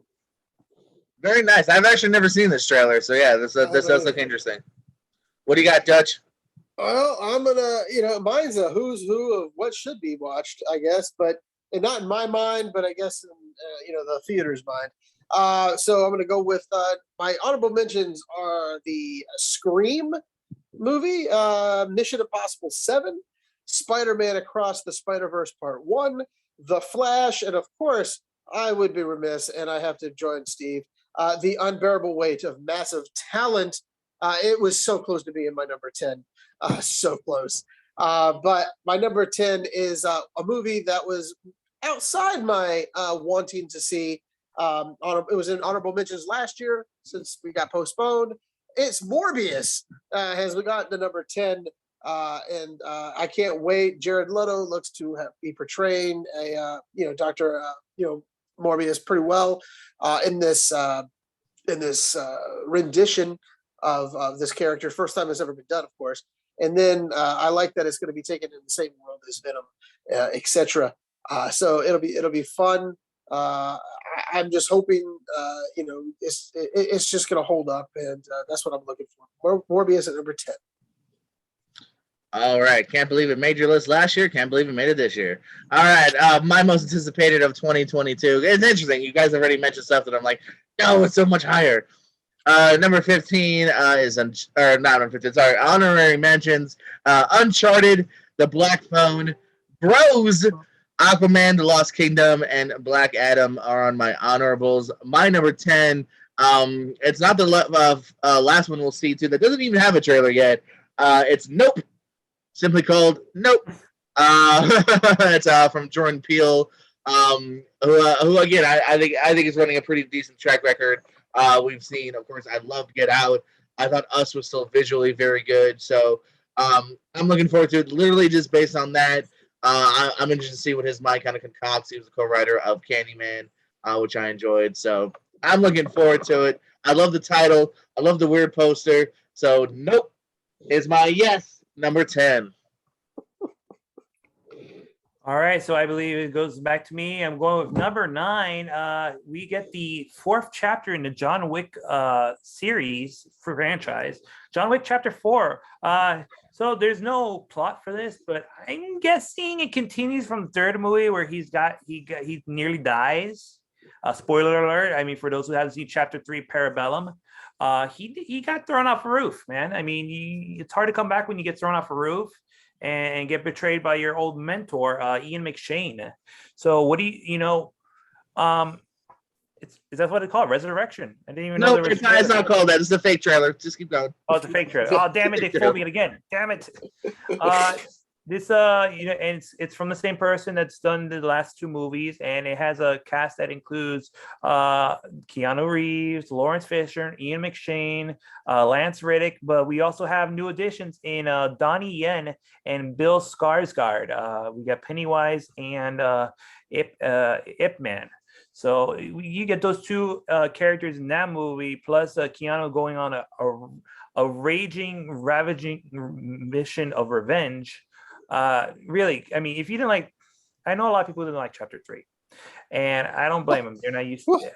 We're not in that category. Well, no, you're not in the category. My folks are. My heart. It is what it is. They're not of the action type. They're still stuck in the die-hard nostalgic era, which is not that bad. It's not bad. But they're not used to the wire, to the dogs, to the guns, to the bike chases. They're of age where they can't handle a lot of sense coming in 5 at once. But John Wick Chapter 4. Looking forward to seeing how this. Hopefully this concludes. I'm guessing this should be the last movie. I think. No. There'll be 5. It's 5. We'll talk more about this later as we get higher. I think. I don't know. Maybe. But I don't have a poker face. I can't help it. Number 9 on my list. I gotta tell you, I think I'm sticking to the hits, baby. I'm just gonna go with Top Gun Maverick. Yes, our favorite flyboy is back. Tom Cruise running around again. It's gonna be the summer of Cruise, it seems. Because you'll be able to take a cruise anywhere you want. You're going to have Mission Impossible 7 coming out. You're going to have Top Gun that's been delayed, but this time it's going to come out later on, and then it'll go over after 45-day window. I believe it's going to go over to Paramount Plus, but it's going to be an unbelievable film. I just love the thought process on this, and the cast again. Is showing me why I kind of really like it. Yes, it's formulaic. It kind of reminds me of the old one, but a little nostalgia doesn't hurt anybody. That's why number 9, Top Gun Maverick, is my go-to on the list this year. Very nice. 2 for 2. I ain't talking about that either. Coming in now is one that actually has been talked about. Let's go back to John Wick, I have John Wick Chapter 4 coming in, and my number 9. Yeah, like I said, I think it might have a subtitle, like Harukigen or something like that. Maybe not. I don't know. But yeah, I'm looking forward to it, man. I think all three have been pretty tight films. My least favorite to me would easily be number 2. Not saying that I even dislike 2, just to me that to me is the weakest of the 3. If I had to pick, I enjoyed the introduction of Halle Berry. I enjoyed some of the stunts they pulled with that one, and very much was looking forward to a fourth one from the get go. Coming to us from John Wick. You mentioned that we're getting, Fishburne, McShane. Very much looking forward to Donnie Yen joining the cast here. Maybe some fun stuff with that. Hey, this fake trailer even has Donnie Yen in it. So, so yeah, John Wick 4, absolutely. This is I'm more excited about this than maybe even The Matrix. Like I enjoyed this trilogy so far, and so yeah, let's go for it. Yeah, John Wick. Okay. All right, What's your so number 8 then? I'm only at number 9. Now we're at 8. No, I know. I was introducing the number 8 number. I apologize. Oh, sorry. That's what you asked. That's all right. Steve, go ahead. What's your number 8? My number 8 is it's Thor: Love and Thunder. It's the Taika Waititi going behind the camera once again to direct the sequel to Thor Ragnarok, which became the sequel to Avengers Infinity War, became the sequel to Avengers Endgame, and so on and so forth, and whatever. So, I mean, I liked Thor Ragnarok. Not loved, liked. Wasn't as high as everybody gave it up when that movie came out, nor when it could still follow it and everything. But the fact, I think what's interesting me the most are a returning cast member and 2 additional new people to the cast. We get Christian Bale as Gore the God Butcher. We're gonna have him as a Marvel villain, and Christian Bale. I've seen Christian Bale become a great villain since Patrick Bateman. I could be wrong, but I think he's done his. I think this could somewhat top it along his range. And we get Russell Crowe as Zeus. We get Zeus up in this mother. And I'm not talking about Samuel L. Jackson neither. Zeus. Zeus. But the person that I'm talking that's going to interest me the most is Natalie Portman finally returning to the Thor franchise after a long absence. And not only that, she is going to be wielding the hammer as Mighty Thor. So I'm going to be interested in terms of how they're going to be, from the end of Avengers Endgame, where Thor is venturing with the Guardians of the Galaxy. Oh, by the way, Peter Quill will be in it. Some of the Guardians of the Galaxy members will be in that movie as well. But I'm very interested in how they're gonna pass the torch to Jane Foster for her to become, because she does become in the comic book. She actually does. Jane Foster does become Thor in the comic book. So they are basically adapting to the current way of where the comics are at the moment. So I'm looking forward to that, and that's my number 8. Okay, my number 8. We're still, I guess, I'm in the hit parade. Damn it! I look at all my movies as every single one's a one I watch. Jurassic World Dominion. Yes, I can't get enough of Jurassic World. I don't know if anybody can. I enjoyed the Chris Pratt turn on the last one, but I know Jordan, it wasn't your cup of tea. But hopefully this time, I can't remember. God, what's her name? Howard. Who's in this film, I believe, will not be wearing stilettos throughout the jungle. So that was something that I didn't like last time. But yeah, I find that I'm addicted to these films. I don't care how bad or good. We have we're bringing back some cast members from the past as well. I think Goldblum will be a bigger part in this next one, along with help me out, dudes. I forgot his name. Sam Neill. Yes, Sam Neill is also coming back, so I'm excited. Again, they're pulling on my nostalgia to keep me coming back, and if they keep doing well, it's well worth the watch, and I can't wait for it. Also, Netflix has their Jurassic one with the kids. I watch that all the time. I haven't watched the new season yet, but I'm addicted to the Jurassic World, so I'm very happy to see it. So Jurassic World, Dominion, number 8 on my list. Hey, Oscar winner Laura Dern will be back too. Yep. I can't wait. Cinema sickness. Laura Dern's #1 fan. Yeah, you're 3 for 3 for movies I'm not talking about. I think the first two were just fine, but that's the lovely part about cinema. Coming in at my number 8 here, we saw him. We all saw him recently.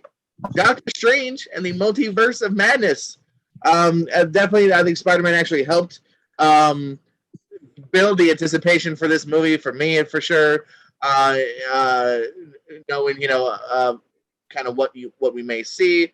So yeah, I'm down, man. I've kind of wanted a Doctor Strange sequel for a little while anyway. I enjoyed the first one. Again, not necessarily my #1. Bootleg. Not my #1 Marvel movie, but it's still, I feel, very watchable. I love Benedict Cumberbatch. We're getting some more Truth to Legio forward, who I think is great.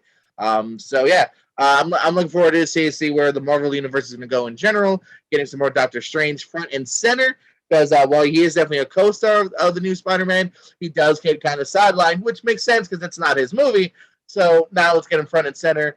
So I'm looking forward to it. The next Doctor Strange comes in at number 8. Okay, I might talk about that a little later. We don't know yet. I don't know. Spoiler alert.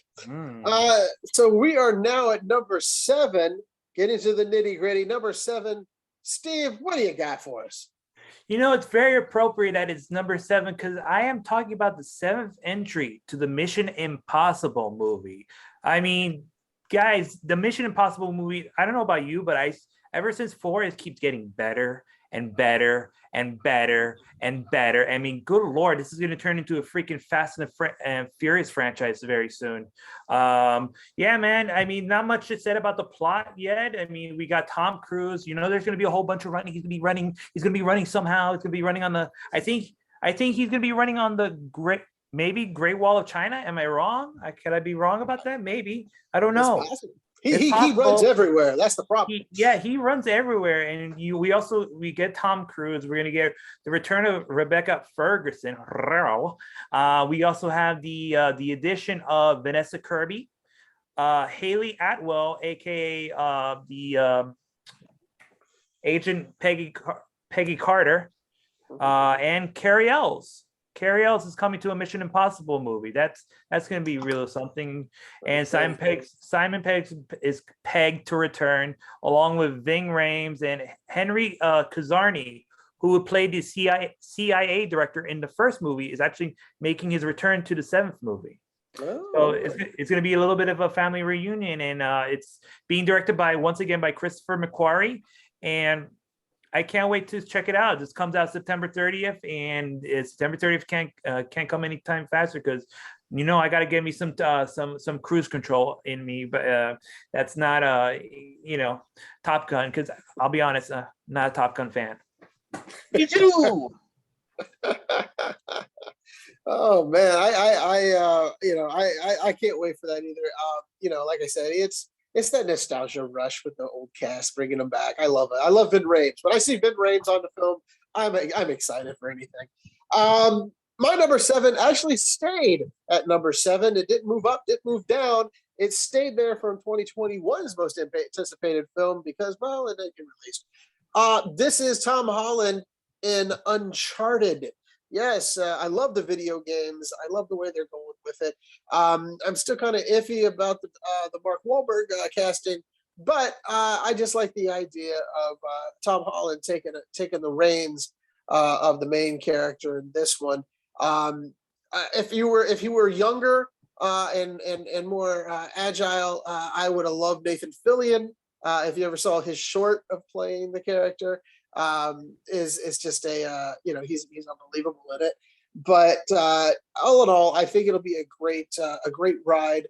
Tom Holland's already said out of all the movies that he's been in, this one almost killed him because there's so much action and more physical exertion than any other film, even the Spider-Man films. Because there's wires always attached. Where this one he had to hang without wires in portions. He said. But yeah, I think it'll be a good turn. It's showing him as growth as a action star, and possibly as a future franchise lead. We'll say, other than when he's done with his days of Spider-Man. So I put that down. Number 7, Uncharted. All right, we're 4 for 4, Dutch. Not talking about that either. Coming in now. Let me pull up my list. That's what I thought it was. You did have this on an honorable, I believe. It's the 5th movie, although it's titled like the first movie. It's Scream. We got our main trilogy back here. Nev Campbell, Courtney Cox, and of course our WCW World Champion, David Arquette, popping up here. I love this. I love this series. What'd you say, Steve? No, he says ours, like as in he's our like people's champion, our WCW champion. He's our WCW World Champion. Why not? Why not? Oh, am I frozen? Oh, there I am. I can't touch my laptop. But I love the first one. I actually just recently did a rewatch. Or I went to the re-release of it in theaters. That's how much I like the first one. I don't do stuff like that often when I can just watch it in my living room. But I wanted to see it on the big screen because I didn't see it originally back in the day. I don't think there's a bad film in the bunch here. I don't love 3 and 4. I might rank them even in order, maybe putting 4 over 3. But I like it. We have a different director at tow. Russ Craven did do all 4 of the first ones. He unfortunately is not here for this one. But in a weird way, I think we got some great directors behind it, so maybe that's what we need. We need a bit of a fresh take. I really enjoyed the recent poster, by the way, that had the tagline, "The killer is on this poster." I thought that was pretty cool and interesting. Although the loophole could be, if they wanted a loophole, Ghostface is on it. So technically, of course, the killer's on it, because the killer's Ghostface. So it could be someone different. But I like that they're saying it's one of these faces. So well, the worst part is Nev Campbell. What the hell? Why did she become Ghostface all of a sudden? What? I do predict very much. Dewey gonna die? Maybe Gil. We'll see. Maybe even Sydney. I think you gotta kill one of the trio. You gotta. Not that I want to see him die. I think one of them's gotta die. Right? So I'm looking forward to it. We don't gotta wait long. It's why we needed to get this list out now because. Well, this will be a review here in a few weeks. That's coming out January, so Scream. Steve, what you got? For my number 6, I've got Sonic the Hedgehog 2.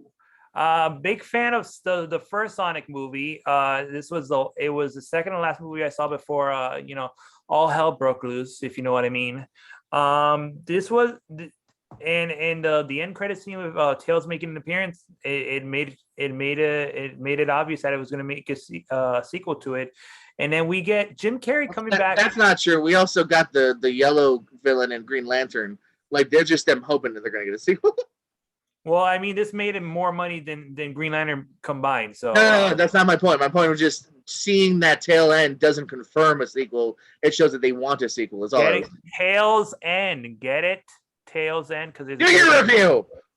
I'm trying to, but you're interrupting me, brother. I want to make a point, and then you try to make a counterpoint, which did nothing. Yeah, Sonic is being, channeling in his inner Batman. In the meanwhile, Dr. Robotnik comes back with a fresh new cut. When I mean new cut, he means completely bald and big ass mustache. And he doesn't come alone because it seems to me that he is paired with Knuckles. So he and Knuckles are going to do a little tag team affair and going to go up against James Marsden and Sonic, and with a little help with Tails as the manager, as their Jimmy Hart, Mouth of the South, in their corner.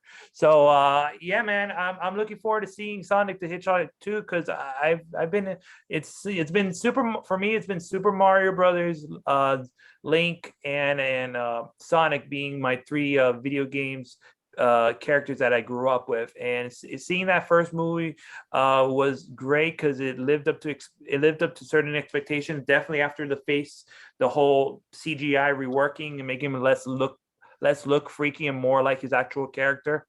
So I'm looking forward to how this one, especially with Idris Elba as the voice of Knuckles. I want to see how he puts his vocal range into this iconic video game character. He's gonna sound like he does in in Sing, and how he does in Lion King. He's gonna sound like Idris Elba. That's how he's gonna sound.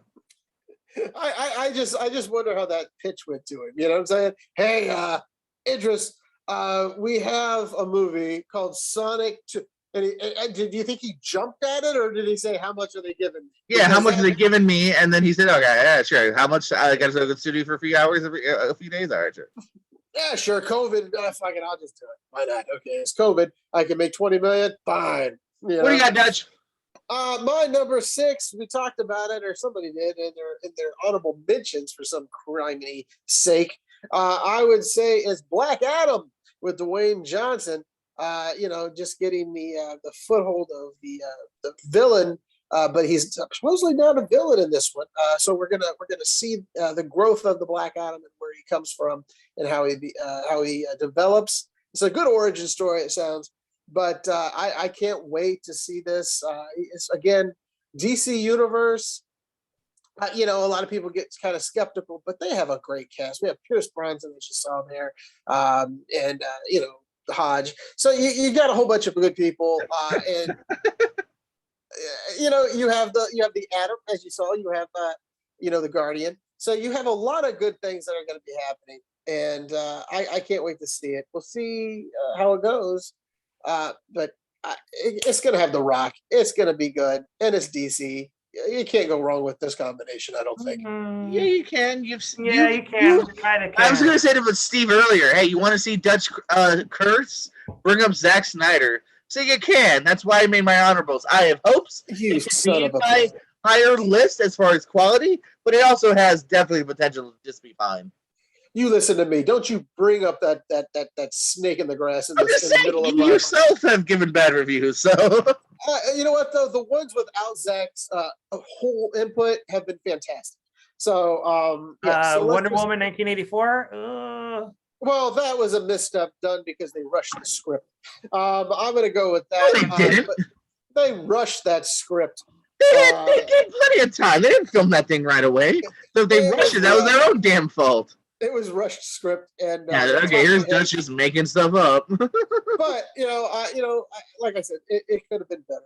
But I give the DC a lot of leeway lately, and I'm going to continue to.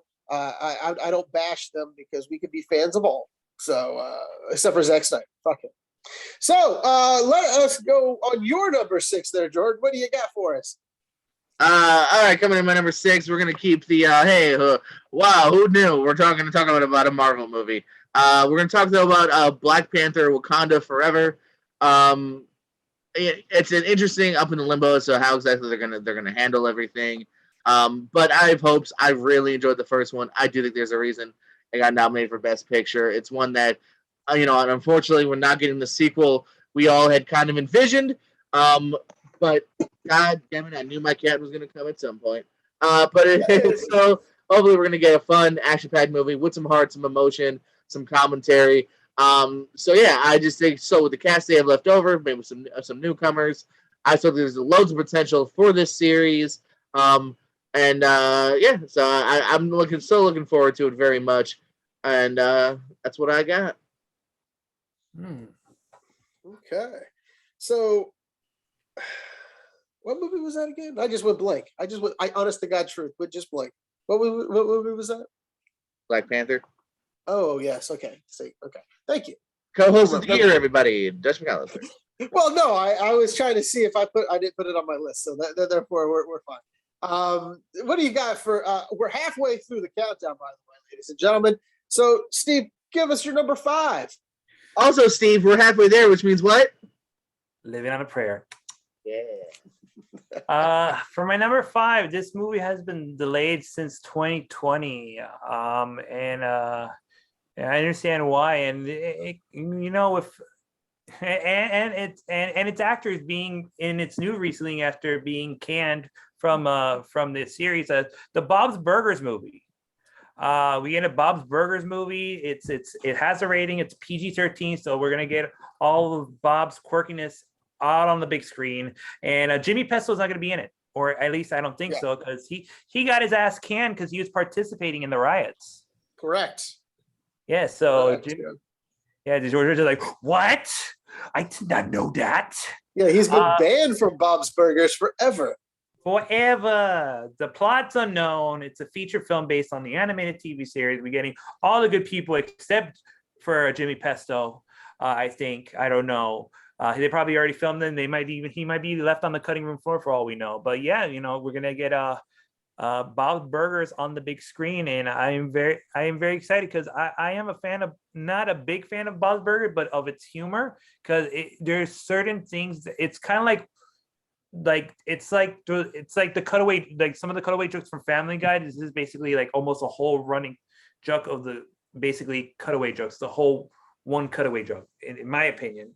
And I just find some of its dialogue and its humor just to be just borderline genius. Okay. No, that's a good one. I'm looking forward to that as well. I think I didn't even see it on anyone on all the lists and like countdowns I saw. So looking forward to it as well. Really interesting. Jay Johnson is the actor, which he voices a few different characters. The principal, of course, Jimmy Pesto. So, be interesting to see what happens there. Yeah, they're just recasting. Probably. Okay. All right. Wait. Oh, it's Dutch. Never mind. Sorry, you go. I was so thrown off.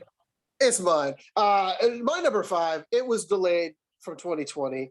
Then they thought about putting it out this year, but then they delayed it again because they thought, well, when they scheduled it, they got some Marvel film or something they're going against. But again, this is not their cup of tea. But you do drink tea when you watch it. It's Downton Abbey, A New Era. Yes, Downton Abbey's back, ladies and gentlemen. Love the show, love the movie, but this is a new era. So what this movie's about, of course, it's about the family. And then they find out that their the beloved mom was married before or has a child somewhere, and next thing you know, they're having to go to France. So, ladies and gentlemen, set your train whistle and go on your steamship all the way down to the country in France, where you all meet the Downton family and a lot of all the other good people that we love there. I just love it. I just love this show. Jordan, I know it's on your top 15 shows of the years that were on TV, but this one, I just love it, and I can't wait. It's just oh God, it's just, I'm going back to the Abbey, baby. I'm going back to the Abbey. So there we go. We got number 5, Downton Abbey, A New Era. Go back to the Abbey. That's crazy you mentioned, because my number 5 is Downton Abbey. No, mine was someone, I believe maybe Steve, somebody had it on their honorables. It's The Flash. It's Michael Caine, man. That's the reason this is high. Maybe we'll get some Ben Affleck. Who knows? We're going with DC, messing with maybe some multiverses, some bringing back some actors we want to see. And Ezra Miller, I don't know. I've never done a deep dive into whether or not he's a good person. Maybe not. I do think he's good in these movies, and DC hasn't fired him yet, so I don't know. But yeah, I'm looking forward to this movie. I want to see Keaton back in the backsuit. I want to see what they do with the plot. We still haven't seen like a full trailer. But yeah, I think it has potential to be a lot of fun. Like I said, this intrigues me more than obviously like a Black Adam or even Aquaman. I'm looking forward to this one. I don't know what Dutch just flipped his shit about, but yeah, The Flash.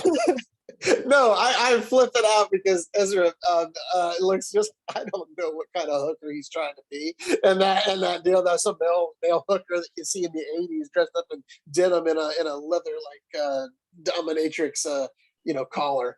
I don't know. I just thought that was just a very odd ensemble when I first saw it, and then that was my outfit tomorrow, but fine.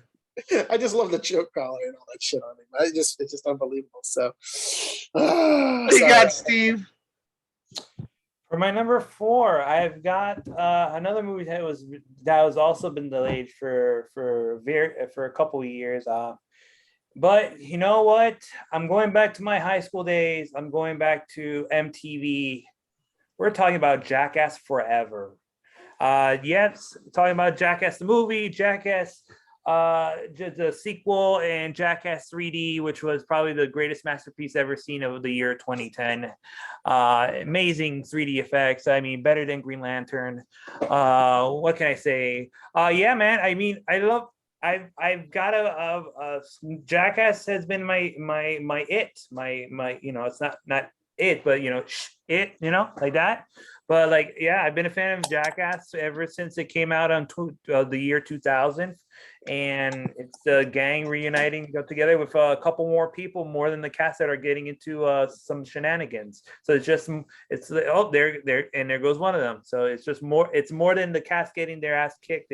It's a whole variety of people showing that they have the fortitude to hang out with the Jackass crew.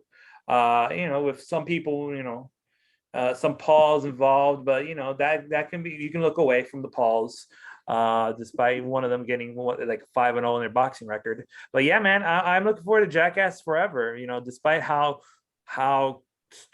completely stupid it looks, I am down for stupidity, especially after the year that we've all had. Yeah, you know what, that is something that I'm interested in seeing. So I will watch it. It's in February, right? I think it comes out.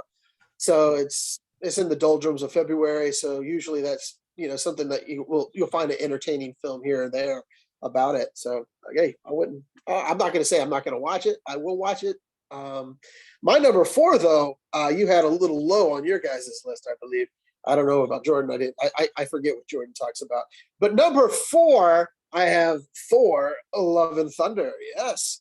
This next outing of Thor, I'm digging it. But just because Natalie Portman's coming back, I've seen stills, and she is swole, people. She's swole. She's swoller than swole. And if you're an AEW fan, you know who Swole was when she worked there. But yeah, so I enjoy Thor.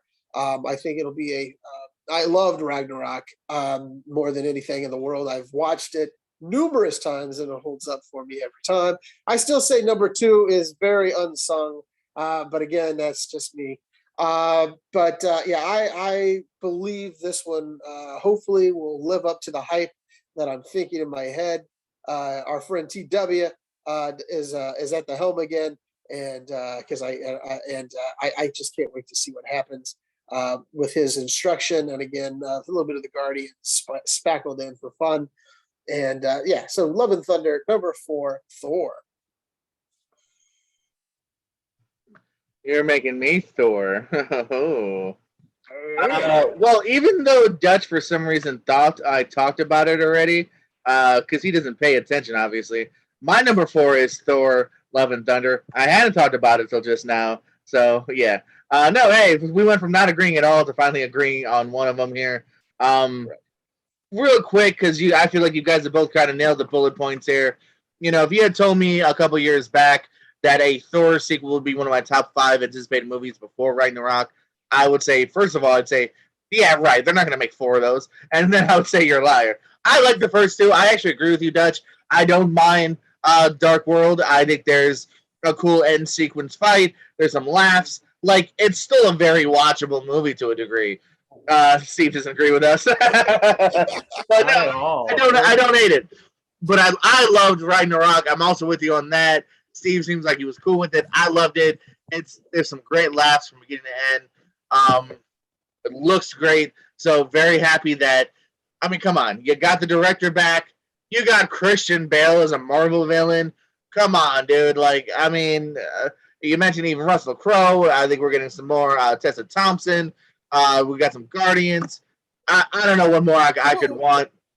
That's what I'm saying. What else would you want? I mean, come on. No, like this from the get-go, man. Like, I don't even do it. Like, Marvel, have some balls. Don't even do a trailer. Just give it to us. Portman's back. I'm a big Portman fan. I'm interested to see how they're going to work her into this. I think that is ripe for comedy as well. I could just picture that being some great like opening scenes between him and Thor, her and Thor. So I'm all for it. You know what I don't want in the new Thor movie? I don't want to see any dark elves. I'm sick of the dark elves. You guys are high like kites. Thor, the Dark World, it's one of the worst Marvel comic book movies of all time. Come on, it's not that bad.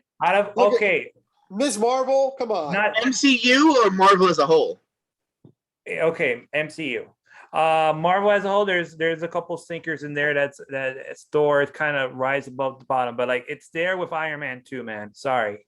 Just those sequels with Iron Man, those sequels for Iron Man 2 and Thor 2 just did not rock at all. I'm not trying to overhype it, but I'm just saying, even Iron Man 2, I just don't think Marvel's made a bad movie yet.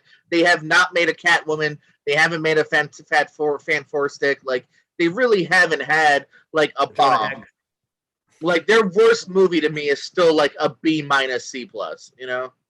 The only thing I'm missing on this, I know we're harping on Thor right now, but are we going to get Skarsgård back to play the Professor? Are we going to get it? Who played it? He might be around. We're going to get a little bit of a, what's her name? Kat Dennings? Kat Dennings. We're going to get a little Kat Dennings. I do like a little Kat Dennings. So. I want to see that combo again. I just loved it. What do you have for number 3 there, Steve? Because we're going to go to number 3. For number 3, give me a second. Oh, there we go. For number 3, Jordan mentioned it. He had it lower than where I have it. It's Scream, baby. Scream 5. I don't give a damn. It's not Scream 1. It's not Scream 2. It's Scream 5. Even though it doesn't not listed. All right, I'm going to take another rant that somebody said about these type of movies. Can we just stop with just naming it after the original one?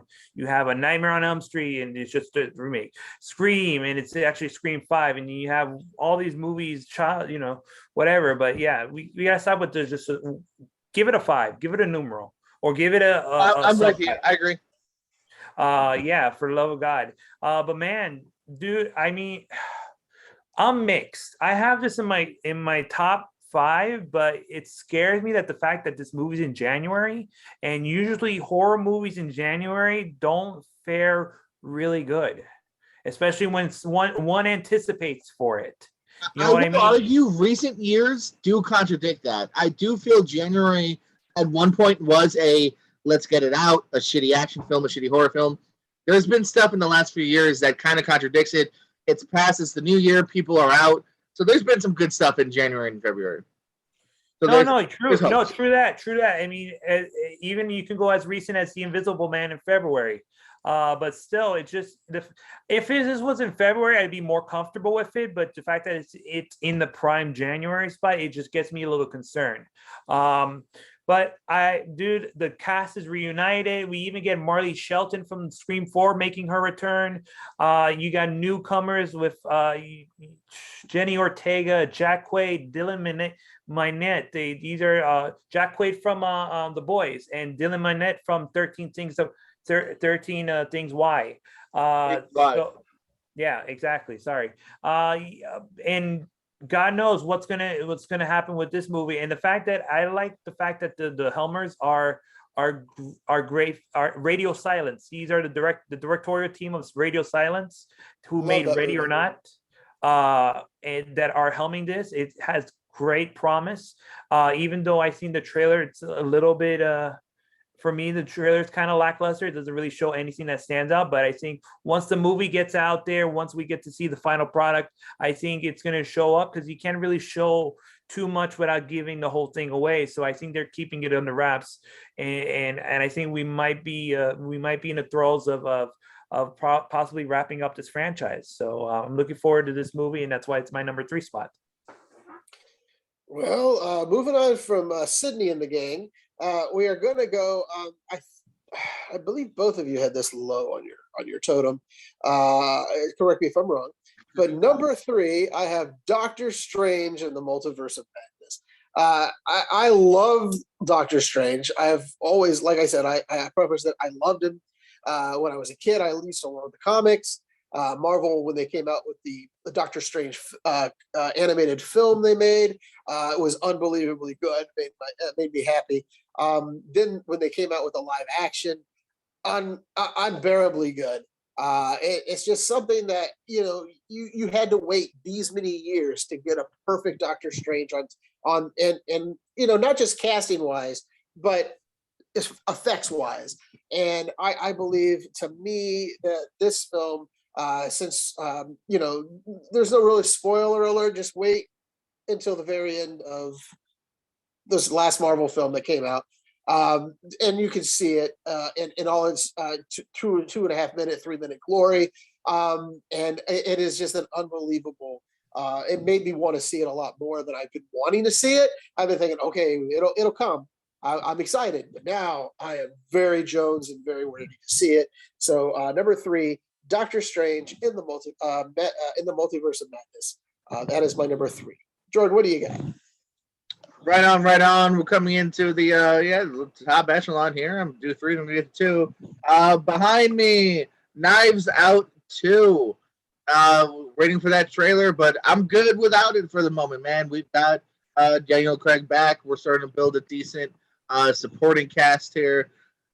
That's all you need. This is something that I feel is totally ripe for a sequel. Obviously, it could be good, it could be bad, depending on the script. But if you have a good script, you got the right people in it, and I think it's great. Give them another mystery to solve. It's ripe for having another one. I want to see it. I want to see where they go. It's a new school kind of detective, Dr. Poirot style, but with a little bit of cursing and violence. And if they can put it together a cast like they did in the first one, we know we got Craig, then I'm absolutely sold. So I'm looking forward to it. Batista. Our boy Batista. Speaking of former our WWE champ, just like David Arquette's our WCW champ, our WWE champs in this. So I'm all for it. I don't know. I don't know if you guys know who's in it, but did they finally decide to get out of their wheelhouse and just say, let's bring Lakeith David back?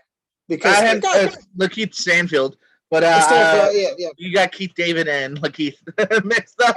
I got them all mixed up today, but I apologize. I have not heard for sure. I didn't do a deep dive. I just knew from what little I've heard, and based on what it is, it made my list easily. So I hope so, because I think he's a great second hand, and I would even give him more to do if I was them, personally. Absolutely, yeah. So I hope so. I'm sorry, Lakeith Stanfield. I apologize to him because he's one of my favorites. When I see him, I really do want to watch a movie with him in it. So that's how that works.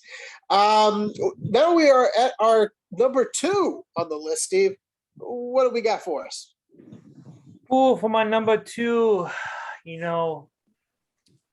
while I am a sucker for Spider-Man and he's my favorite Marvel character, my favorite DC character is Batman, and it has to be the Batman coming out around March 4th, 2022.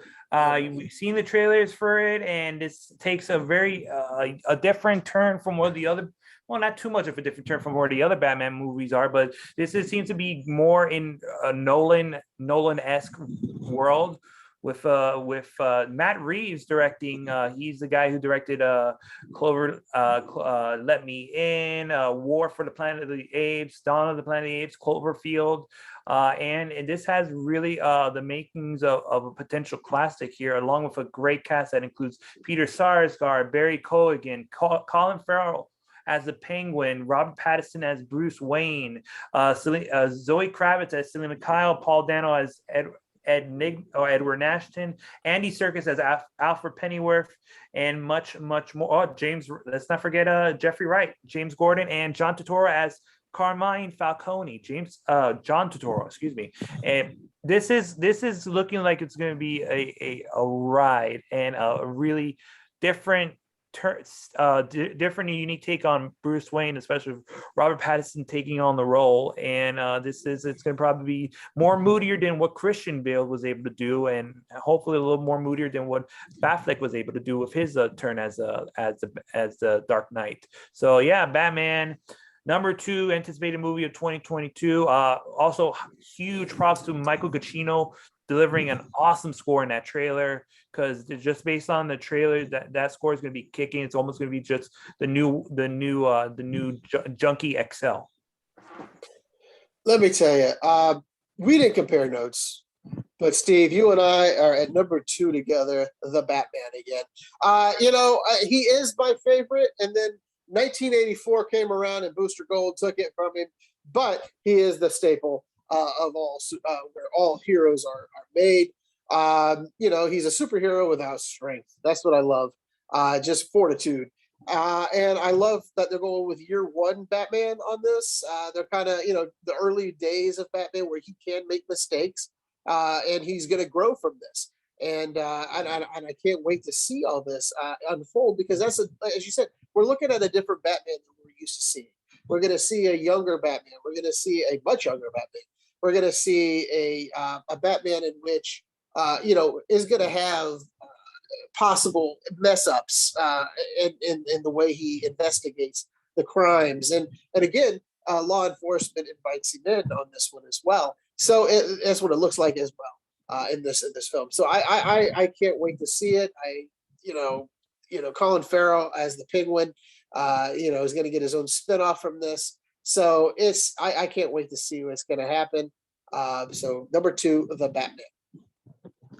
So I don't know if this has ever happened with 3 guests, but we're all on the same page. I'll even show you my list later. Number 2 is the Batman. Again, you guys have had a lot of the bullet points here. The cast is what really intrigued. Well, to look at the cast, the director, I think the Apes trilogy is actually a really tight trilogy. So I'm excited that Reeves was a big part of that. And maybe he's going to be a big part of this upcoming franchise. I hope it turns out to be good to where we want a franchise. From Pattinson, I love Jeffrey Wright on paper. I love Andy Serkis on paper. I love Zoe Kravitz. I think Paul Dano's an interesting choice. Colin Farrell's completely unrecognizable. And just from the looks of the trailer, it does look like, hey, they did find a little bit of a different way to approach it. It's been a couple years. We've had Ben Affleck was the bomb, but he was definitely a side character. So it's been a few years since we've had an actual Batman in front and center. Not holding it with Superman, so I'm excited for that. I do think it's been enough time to where, I'm jonesing for Batman by himself on the big screen. I think Pattinson on paper is an interesting choice. Some try to knock it. Again, you look at the past, Ledger, Keaton, Affleck, they all got knocked. They all did great. I'm looking forward to it as well. We're all on the same page. Let's get to the nitty gritty. Steve Mesa, your most number 1 anticipated movie of 2022. So this movie, its previous entry was the number 1 movie of 2018 for me. It was the number 3 movie of the 2010s. I'm going with Spider-Man Across the Spider-Verse Part 1. This Spider-Man Into the Spider-Verse is the best Spider-Man movie of all time. Followed by Spider-Man 2, excuse me, no Spider-Man 3, and Spider-Man No Way Home. Like I mentioned in my review. But man, it's the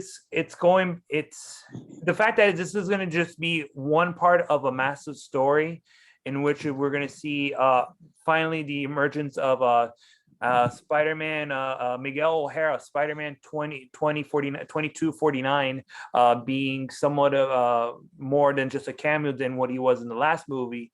So he's going to have some active participation along with the return of Miles Morales, Gwen Stacy. We also have Isaac Ray playing Jessica Drew, and we also have the return of Jake Johnson as Peter B. Parker. Nothing confirmed whether Nicolas Cage is coming back as Noir Peter Parker. I got those 5 names listed as the people that are on the movie. This movie's coming out October 7th. I'm looking forward to seeing the choices, that the more unique animated choices that they're going to make, because that first movie certainly made a lot of great animated choices that you don't usually see in comic book movies or animated movies. So I'm looking forward to it, and the fact that it kind of there's certain characters in this movie that kind of go close to my heart, because there's certain people that I've have as a second family in the fantasy super cosplay wrestling world that are playing these characters. So it also plays a little bias in my choice as this being my number 1 movie. Okay, yeah, and I'll just echo. I think I said this before on the last show, or maybe this or somewhere else, but I do like the idea that they're growing the characters by age instead of keeping them at the same age. because if you look at the animation, he's a little taller, a little bigger than he was before. My number one, my friend, you know, Jordan, you know me, I would be begrudging. Technically, they effed with the wrong man. This right here is John Wick Chapter 4. Yes, that is my number one. This is one of those movies me and my mom have scheduled to watch. Yes, your parents, Steve, they're back with the diehards in the old days. I brought my mom to the future, and she told me she as soon as this fourth one comes out, you need to take me. And I'm like, okay, I will try to do what I can. If not, I will watch it, and I still take you to it because she is a big converted fan of John Wick. She wanted more violence than there was, and I was shocked to see this as well. She got bloodthirsty, my friend, bloodthirsty. But yeah, John Wick 4, the chapter 4. It to me, it's just something that just continues, and I want to continue. There's going to be a fifth one, I've been told, after this. So the series isn't going to be done. I think they did back to back, though, filming 4 and 5 together. We'll at least get, I think more of a shotgun backwards thing. So we'll get one right after the other, so we don't have to wait as long. But I am so excited to see this. Keanu Reeves, dear God, what else can I say? Give me John Wick Chapter 4 right now. I can just watch it now. Screw everything else. Let me watch this. First of all, I gotta say, a lot of fake trailers for John Wick 4. I found multiple of them. All right, so we're coming now. That's everyone's one. My number one is also in agreement with Steve Mesa. Spider-Man Across the Spider-Verse Part 1. I'm still looking forward to this. The new little teaser got me even that much more excited. I wasn't totally sold on the animation and the trailer on the first one because I was like, oh, that kind of looks odd, but it's beautiful on the big screen. It's beautiful on a nice television. They found great heart in the first one. They found great storytelling, a great character.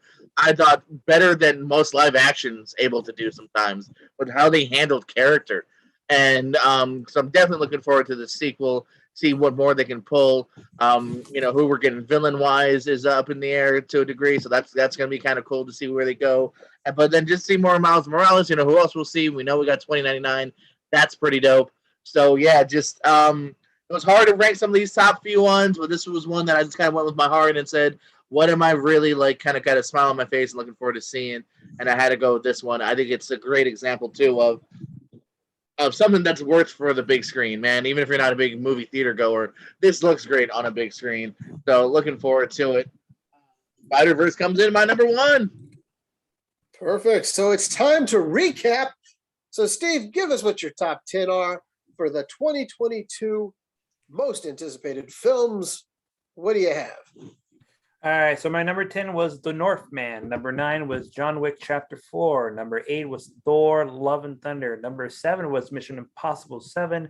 Number 6 was Sonic the Hedgehog 2. Number 5 was the Bob's Burgers movie. Number 4 was Jackass Forever. Number 3 was Scream, aka Scream 5. Number 2 was The Batman, and number 1 is Spider-Man Across the Spider-Verse Part 1.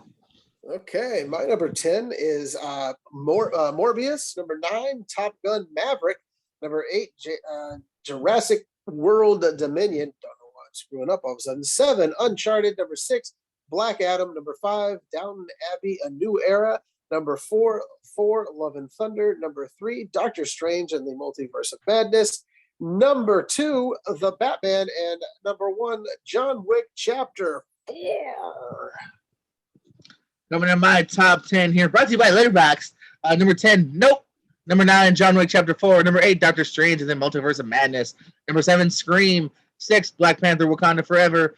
5, The Flash. 4, Thor, Love and Thunder. 3, Knives Out 2. 2, The Batman. And number 1, Spider-Man Across the Spider-Verse Part 1.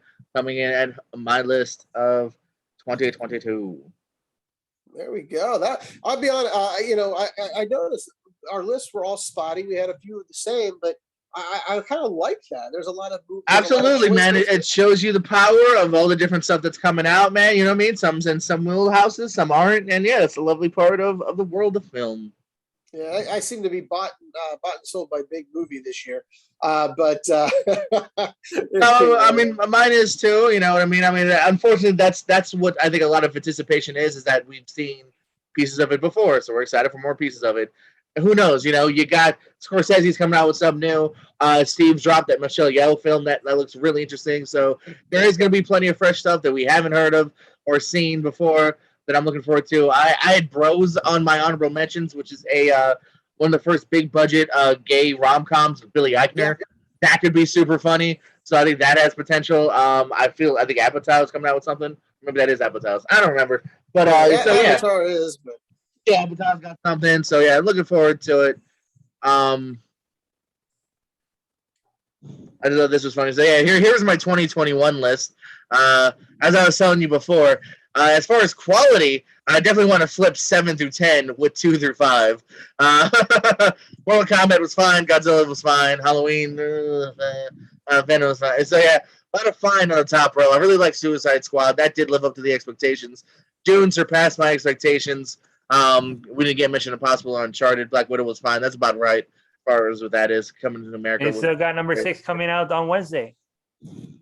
That's what I'm saying. Yeah, I'm saying I wasn't able to get it in the. Well, I guess I will technically have it in the 2021 top by the time we get to it because tickets are bought. I'll be seeing that in Arizona. But you know what though? Speaking of last year, speaking of 2021, there's one big flip that I would do. I had at number 8, I had The Green Knight. I would fast forward that down to number 4 on my list because I had Godzilla versus Kong. We could push that down to number 8. My movies were Dune was number 1.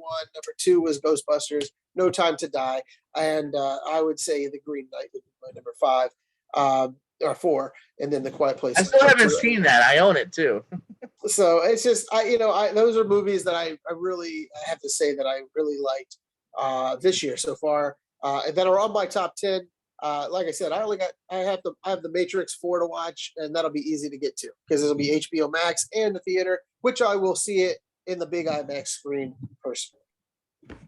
If you guys want to know how mine would go with the top 10, I don't have an actual list, but I can tell you Spider-Man No Way Home made it. Dune definitely made it. Card Counter made it. Wait, you knew about Card Counter in December? Dude, last year? Yeah, I knew about Paul Schrader directing Oscar Isaac. Yes, I knew about that one because I was a very big fan of I'm already forgetting about the last movie you did. Well, then you weren't a big fan. Not worry. First Reformed, yes. That one. I'm a bigger fan. First Reformed, starring Rob Schneider. Yeah, but again, that's just what I had on my top 10 to watch last year. My top 10 is going to be totally different than what we see here, but I'm just excited though, as just because first time I think in a while that I've actually nailed everything on my top 10. So that's always good. So, Jordan, now's the time just to put everyone to sleep and make me happy at the same time. I'm playing. I always fuck with you on this last scene. But anyway. No, usually you're very nice. This time you shit talked me. Well, you shit talked me earlier in my TV segment. Anyway. I'm just trying to save the people time for once in our lives. Well, we've lost track of that a long time ago. But anyway, it's time for my favorite segment and the world's favorite segment, Steve's favorite segment. He told me off camera. News and notes around the entertainment world. What's the news and notables? So as always, if you guys have anything, you want to pull it up now. If you have anything locked, feel free to say it once I'm done. If not, it's all good. Then it's just be me. I don't know. We've got some cancellations, some renewal story over at the canceled area. HBO Max's Head of the Class reboot has been canceled after just one season. Julie and the Phantoms. Oh, you're not going to get season 2. Julie and the Phantoms over at Netflix has been canceled as well. The Orville season 3 set to premiere March 10th over at Hulu now. It has changed stations. It's a shorter season as well, but we will get the reprisal of Norm Macdonald's voice, so that'd be cool to hear that one more time, if not multiple times. Not sure how many episodes. DC's Blue Beetle movie was in the works. It was going to be an HBO Max direct movie. Now it's looking like it will hit theaters August 23rd, 2023. Maybe that will be on our list next year. Who knows? Law and Order is back, and I'm not talking SVU. I'm talking the original, no subtitle, Law and Order, season 21 at NBC on February 24th. Sam Waterston is returning, as well as newcomers Jeffrey Donovan, Hugh Dancy, and Cameron Manheim, as well as Anthony Anderson. So good timing for him, because if the show gets picked up, he'll have no gap. Blackish is ending this year, or next year rather. But once Blackish is done, he'll have Law and Order if that gets picked up. So Anthony Anderson transitioning kind of like David Boreanaz. That dude's been on TV since '97. John Hamm has been announced for Good Omens season 2. Really sad, weird, I don't know, news of Jeff Garlin, the dad of the Goldbergs, has been booted from the show. Some conduct allegations. No word on what's up with Curb Your Enthusiasm. That has been finished. So the last episode did air on Sunday after the news. So they're probably definitely going to air those episodes. Whether he'll be back to do another season there is unknown. And very kind of sad. You know, we lost George Segal this year in real life, and they did have to kill the character off the show. So I don't know how they're going to handle this. The show's way too upbeat to kill another character. But how do you do it? But his dad's in the other room. Well, if you were to follow the Goldberg's real story, he does die in that show. So they can't kill him off. It's so soon. I'm just saying, like, it's a possibility, but it's going to be really sad if in the same season, if not, because they're not done supposedly shooting this season. So he's going to be gone, not even at the end of the season. You want what they've been doing, and the rumor is they're using his stunt double, his camera double. Just show the back of his head. And then they're going to CGI part of the face to make it go that way. That's what they're going to do just to get him off the screen. I've read the Variety interview that he gave. He shows no contrition for anything that he's done. He says, "I'm a comedian. You should just go with it." That's why I want to hear more, because I could believe that if it's based on, like, I made a joke and they took it too far, or did he say something truly shitty and unforgivable and not back down? There is a difference. I would like to know more. Is all I want to know. If you read the interview, he basically is unfiltered, and he does state that he has said some very irreprehensible things toward female and male staff. He hugs people all the time for some reason. I didn't see anything about that. But yeah, if you read the Variety, and if you, I believe there's another other than Variety, he does another one. He just couldn't keep his mouth shut, basically, and just atone for any sins. He just keeps saying, "I'm a comedian, love me." I have some additional news to add to controversies and all of this. I think this just came out like an hour ago. The leader of Mesa Media is found to be. Oh, sorry, no. Mesa Media is reporting exclusively live on a show about shows. Chris Knopf is dropped from The Equalizer amid sexual assault allegations. Yeah. So that's also the dude from Sex and the City, isn't it? Yeah, the Mr. Big who, spoiler alert, dies. Oh, he does? Shit. Okay. What? I haven't gotten to it yet. You missed the whole free for all. The bike machine that he was doing. The company like literally almost tanked because of that. Peloton. Yeah, Peloton. That's what it was. Peloton. Yeah, but he's no longer welcome on The Equalizer. You could say he was equalized. All jokes aside, it's according to the New York Times, Chris Knopf has been dropped from The Equalizer and will no longer film any new episodes of the television series. The move came just days after allegations that he sexually assaulted 2 women. It appeared in an article in the Hollywood Reporter. Also, it doesn't help that Jessica Parker, Cynthia Nixon, and Kristen Davis also says we support the women who have come forward. So he's done, son. Well, let's, I like to say, when any of these allegations happen, they could be true, they could not be. But, again, you have to err on the side that they may be true, unfortunately, for the person having the allegations put against them. So I'm not supporting or condoning anything. I'm just saying, I don't know all the real allegations that happened and where it happened, when it happened, but if they did happen, yes, he should be in trouble. And if not, then hopefully after recourse he can get his job back with the Equalizer, because he didn't really do a lot in the Equalizer, I don't think, but he was around as the CIA contact. Some renewals on a brighter note. Some renewals in store. Yellow Jackets over at Showtime for season 2. American Dad at TBS is still going to go, not only for an 18th but a 19th season. They've signed it on for 2 more seasons. Seth MacFarlane, speaking of him. CSI Vegas has been picked up for season 2, another kind of rebooted series over at CBS. William Peterson, the original star back in the day, who did return, is said to be not going to be in season 2. It doesn't look like they're necessarily going to kill him off. He is going to be he is a producer still, so maybe he'll come back here and there, but it doesn't sound like he wants to be in every episode, so he will not be returning for season 2. Why Women Kill back for season 3 over at Paramount Plus. The Black Phone, me and Dutch have talked about, kind of being interested in that new Ethan Hawke horror thriller, has been pushed back, unfortunately. It was early February the 4th. Now we're looking at a June 24th release. So kind of sucks, but I'm interested. Good director here. He's worked with Ethan before. What is it? Scott Derrickson. Yeah. Well, what is the Doctor Strange guy? He did Doctor Strange, and he also did Sinister. Oh, that's what I'm saying. Him and Hawk did Sinister, and then he's done the big Marvel Doctor Strange. So looking forward to that. I like the premise and the trailer there. Wilmer Valderrama is currently in talks to be the leading Zorro, the return of Zorro over at That'd be good. I could see that actually. And then finally, Kingsman, the Kingsman, which I probably will also see next time we have a show here. Matthew Vaughn in interviews recently has said that Kingsman 3, the actual main story that we've been following with Taron Egerton, filming late this year, and has said he is definitely working on a Kick-Ass 3. He did not direct the second one; he directed the first one, but has said that it will be a reboot. So it looks like it won't be Aaron Taylor Johnson. It won't be Chloe Grace Moretz.